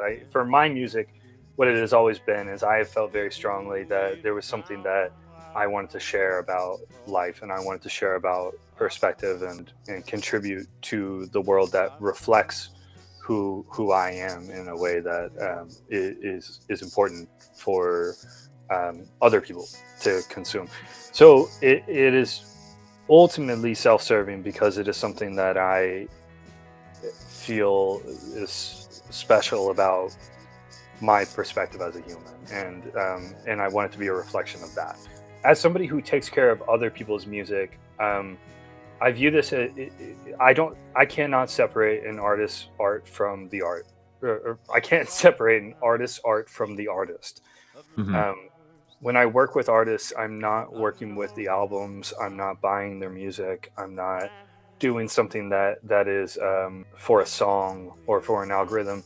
I'm protecting them. That's how I view it. Mm-hmm. And any way that I can add value onto their lives or add value onto the human being who is working on this music is how I am fiercely protective of people that have trusted me with their music. And so I view it very much as like a protector and somebody who is potentially the last line of defense between an artist and an industry who will inadvertently take advantage of them. I think the intangible answers to some of those questions will show that we all have way more common ground across this divide than we think we do. And in all those little differences, maybe we can learn more. Maybe in the conversation, just about listening. As a fan, I'm nothing at all. I'm just an empty vessel for them to fill. You know, that's how I think it should be. I bring as little as I can to the table so that I can keep an open mind and appreciate things I don't even relate to. And so there'll always be the albums that, you know, I feel like the artist knew me when they were making it and that are so personal. But from a appreciation standpoint, I try to bring as little as possible to the table so that I can measure the art by the intention of the artist and judge it and have feelings about it based off of who they are and not who I am. I don't really have a valuation on my collection because it's just my own collection that I want. I cannot imagine I'm selling ever. I'm happy with what I have and that I'm slowly growing it. Also, you cannot go wrong with metal on vinyl. The heavier it is, the better it sounds. Something about something loud and angry like these that really stands out when you're hearing it on wax. I can't put my finger on why, but a lot of these truly heavy albums really stand out well when you're listening to them because it's just so good and clear. I very much am more appreciative of what's on the music than how it's represented in the stock market. For example, this Beatles Butcher cover is not a real Beatles Butcher cover, it's a bootleg, but I just like having a Beatles Butcher cover in the collection just to say I do. All in all, I like having a physical representation of my tastes, I like interacting with it in fun, tangible ways, and I have no pretensions about being an audiophile. I do own multiple picture discs, but if that can also be a benefit, I'm happy with that too. I mean, if I had to give it up, I wouldn't be too upset about it. You know, as long as I still had access to music generally, you know, it wouldn't be the end of the world. I mean, it kind of sucks because, you know, not because there's like necessarily a sentimental attachment to it because it's a record collection, but because I'm kind of like naturally distrustful of like the permanence of the digital era and the streaming era, I guess is like more my concern. It's not so much about the thing as much as it is like, will this limit my access to this thing? I mean, as you know, like it was only until recently that like Joni Mitchell's stuff landed back on Spotify. You know what I mean? Yeah. And, you know, while that's cool for a lot of those people to have that access, you know, who's to say at some point her or somebody else kind of decides that they want to go in the other direction, then all of a sudden you can't, you know, listen to Blue whenever you want to or whatever. So, you know, it's and they just took down Corey Feldman's Angelic to the Core. They just took down Corey Feldman. Corey Feldman, man. Angelic to the Core. It's not on streaming right now, but I can go listen to it on CD when I want because I have the access. And for me, it's really about the access. You know, losing the record collection wouldn't mean anything as long as I still had the ability to listen to those albums in some way, shape, or form, knowing that it wasn't just going to disappear. I have been collecting records since I was, I want to say either 13 or 14. I'm 24 now, so it's been over a decade. And I love my records very dearly. I think that they are so special to me for various reasons. I've got a lot of wonderful memories attached to them from various people in my life, from my own adventures. I have stories behind certain ones that I've purchased over the years because I bought them on a trip or with friends or something like that, and I think there's something very special about that. The monetary value, I'm sure, is more than I would like to say on camera because of certain things I have in my collection, but it doesn't really matter to me because I just love having my beautiful pieces of art that I like to listen to, and that's kind of about it. More than monetary value, my collection has a lot of really sentimental value. I've been collecting records for like 30 years, as I said. So there's some stuff in my collection that I could never get back if I lost it. I legit have records that are limited to like 15 copies. I have some versions that are literally one of one. A lot of the records, they hold this really strong emotional value because anytime I play them, I'm taken back to finding it at some random record store in some random state when I was on some random road trip. You know, I have records that make me think of some of my best friends. I have records that make me think of family. Like, these aren't just currency to me.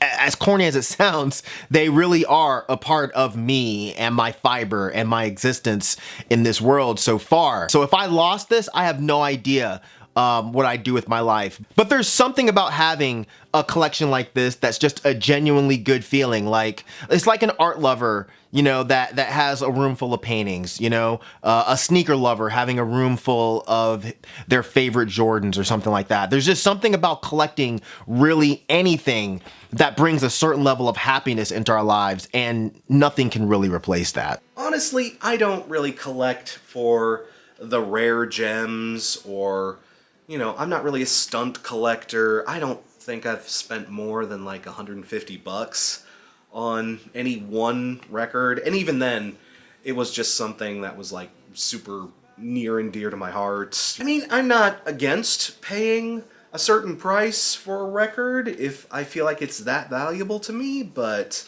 you know, this is also an expensive hobby, and I'm not made of money, so it's not about the money. It's not about what my collection is worth on Rate Your Music, or, you know, for me, it's not about the monetary value necessarily. It's more just about having music that I love available and on hand whenever I want it. When I was in middle school and a teenager, I had a gigantic CD collection. When I was just getting into music, I probably saved up every single CD, cassette, everything that I had bought pretty much up until my senior year of college, and then I sold everything because I needed the money. You know, I made a killing selling that collection, but I still regret that to this day, because, you know, I don't have those anymore. And there was some stuff in there that, you know, was rare, so to speak. I've looked up some bits of my old collection, and man, I really wish I hadn't sold, knowing what some of it's going for now. At the same time, it's not really about that. It's about, you know, having those memories and having that connection. And I sold that connection for something quick and fleeting, you know, again, rent money or something like that. Man, I wish I had been in a situation where I didn't have to do that, because I would love to have that collection. And I guess me collecting, it's kind of a way for me to make up for those past mistakes, to get my hands on stuff that, I don't know, may or may not be around forever. I mean, you know, streaming services, when they first came around, we thought, oh hey, we have all music of all kinds out there all the time whenever we want it. Yeah, this will never turn sour. And then we all experienced that one record or that one artist who had to pull everything from streaming, and then it's gone. Like, how much stuff out there that isn't on streaming is just gone now. There are albums that I sold in that college collection that have never been on streaming and will never probably be on streaming or any type of internet online platform, and that stuff's gone forever, you know? Having a physical collection is just kind of a way to hold on to some of this stuff. You know, because the streaming age may come and go and change, and stuff may get pulled down and pulled around all over the place, but if you buy a record, you have that record until you don't. Yes, you are. All right. I want to show you just a bit of some of the vinyl that I got. Okay. Yeah. So, all right. Now it was written. Beautiful. Uh-huh. Little Sims. Heavy. Yep. Little Kim. Oh, nice. Okay. Yeah. Henry. Obviously. Wu-Tang. Obviously. Yep.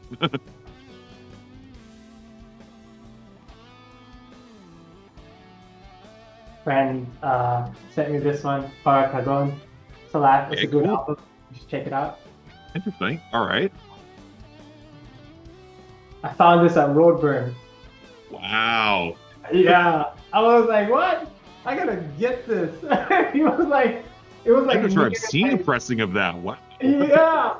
It was like near like it was like near like Godflesh and like Techno Animal, and like I also got like Sun. Nice. Okay. Yeah. You got the Brotherhood of the Bomb right there. Nice. I got a lot more, but I couldn't carry them all without. That's entirely okay. I think it's just like describes curiosity, curiosity and excitement. You know, when I go into a vinyl store, it takes a lot for me to like leave. It takes a lot to like just like leave, and I have to be like, oh, I can get this, I can get this, I can get this, because it's like a kid in a candy store. And an aspect that is underrated is how much the album covers come to life on vinyl. They do, yeah. Packaging just like shines the most at vinyl. I remember my uncle had these, my uncle passed and he had these like Zamrock albums, like a whole stack of them, right? Like a whole stack of these like classic like Zamrock albums.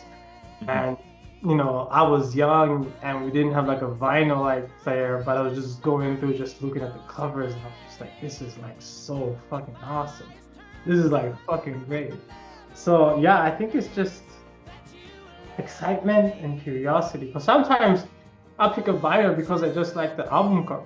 Yeah, for sure. I'm like, yeah, this looks cool. Yeah. So as a producer and creator of music, when you press vinyl and you release it, yeah, what does that mean to you in being able to release your music in that way? Oh, privileged and very lucky to be able to, because it takes a lot to be able to do that. Like, it takes a lot of resources, especially during like COVID times. I feel like the prices just went up for like vinyl plants. They didn't come down either.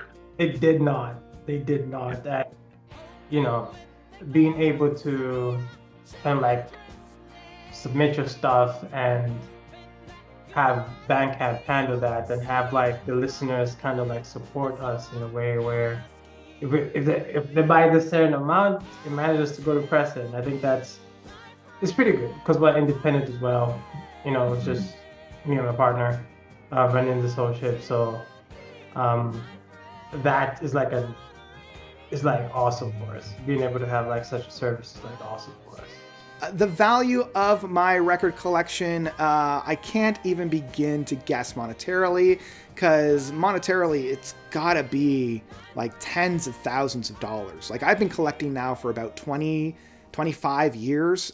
So just within rare box sets, special editions, one of a kinds, it's almost impossible to rate how my collection would fare.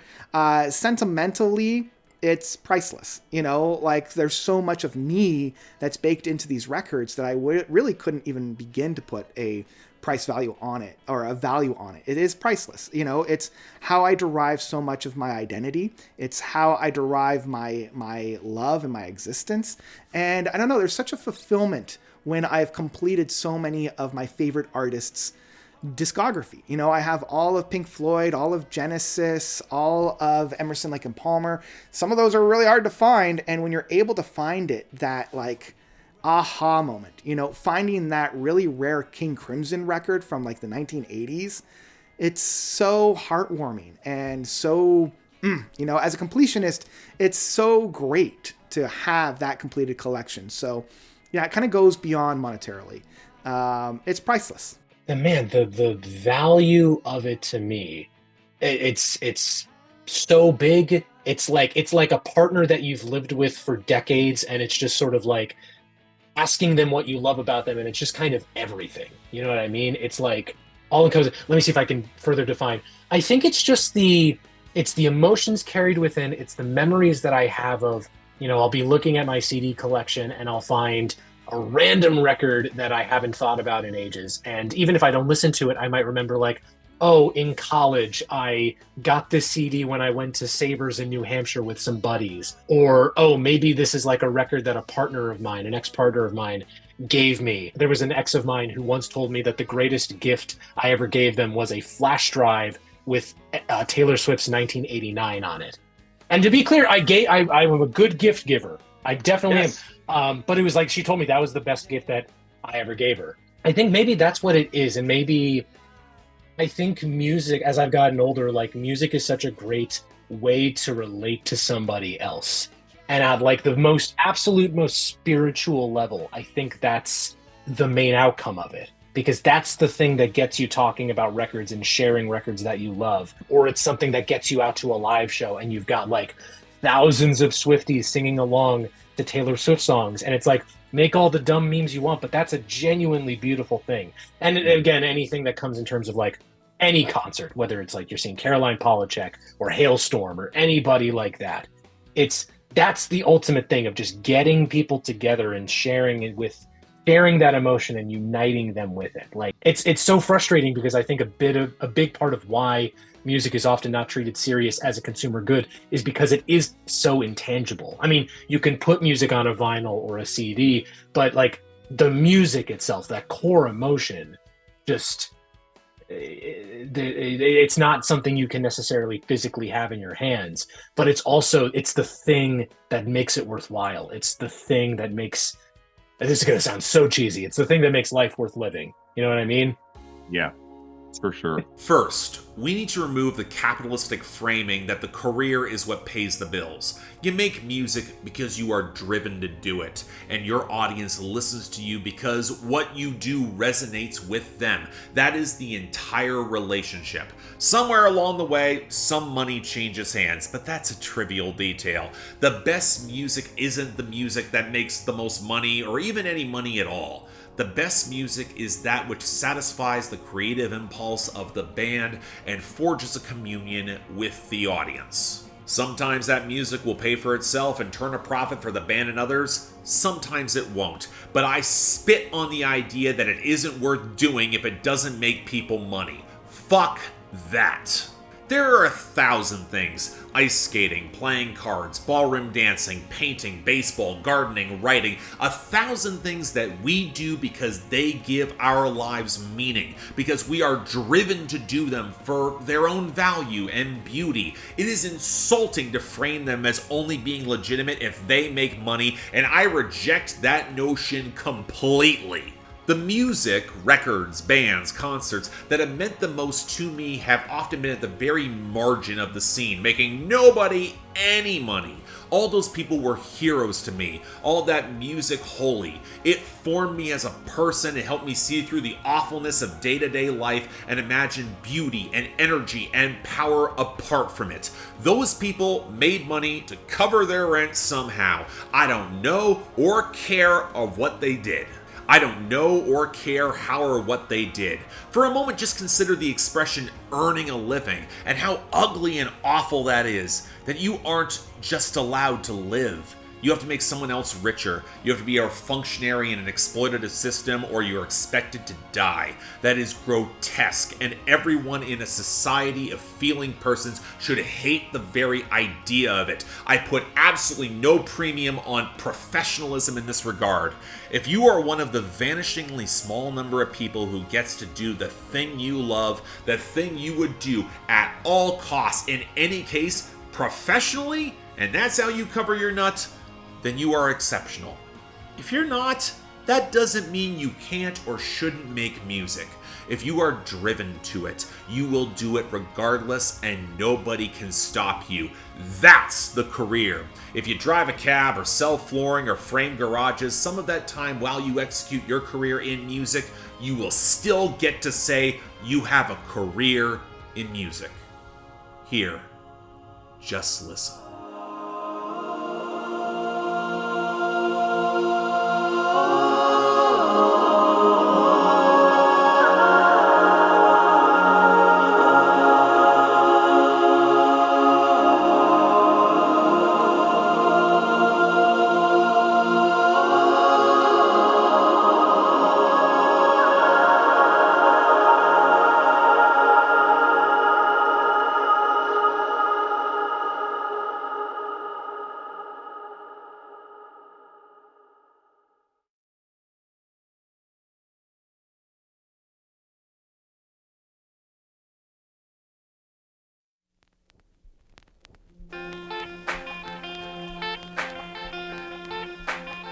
So yeah, thank you all so much for watching. If you want to see more, again, please be sure to like, share, drop comments, and subscribe. I know this video essay is late. I was actually planning to get it out in April, and then I kind of hit blocks with certain parts. Again, some of the interviews took me a while to get. The whole thing with Stephen Albini's passing, it made things even more complicated how to properly contextualize it all, put it into this format. I'd like to promise that the next video essay will be close on the docket. I might do something a little outside of music, or at least that's my plan, but again, tough to see where it's all going to go. Again, I want to thank everyone who helped contribute to this video essay. It meant the world.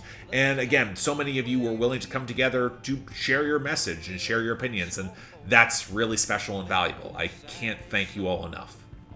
Beyond that, though, anything else I might be able to do to improve my presentation, I'm all ears. And if you all want to get involved in helping support the channel, like beyond just actually leaving comments, subscribing, buying merch, link to my Patreon is right over there, where, again, if you want to get albums on my schedule, with no guarantee you're getting a positive review, or just yell at me on my Discord directly, link to it's right over there. Once again, thank you all so much for watching. It means the world. I'm Mark. You're watching Spectrum Pulse, and I'll see you next time.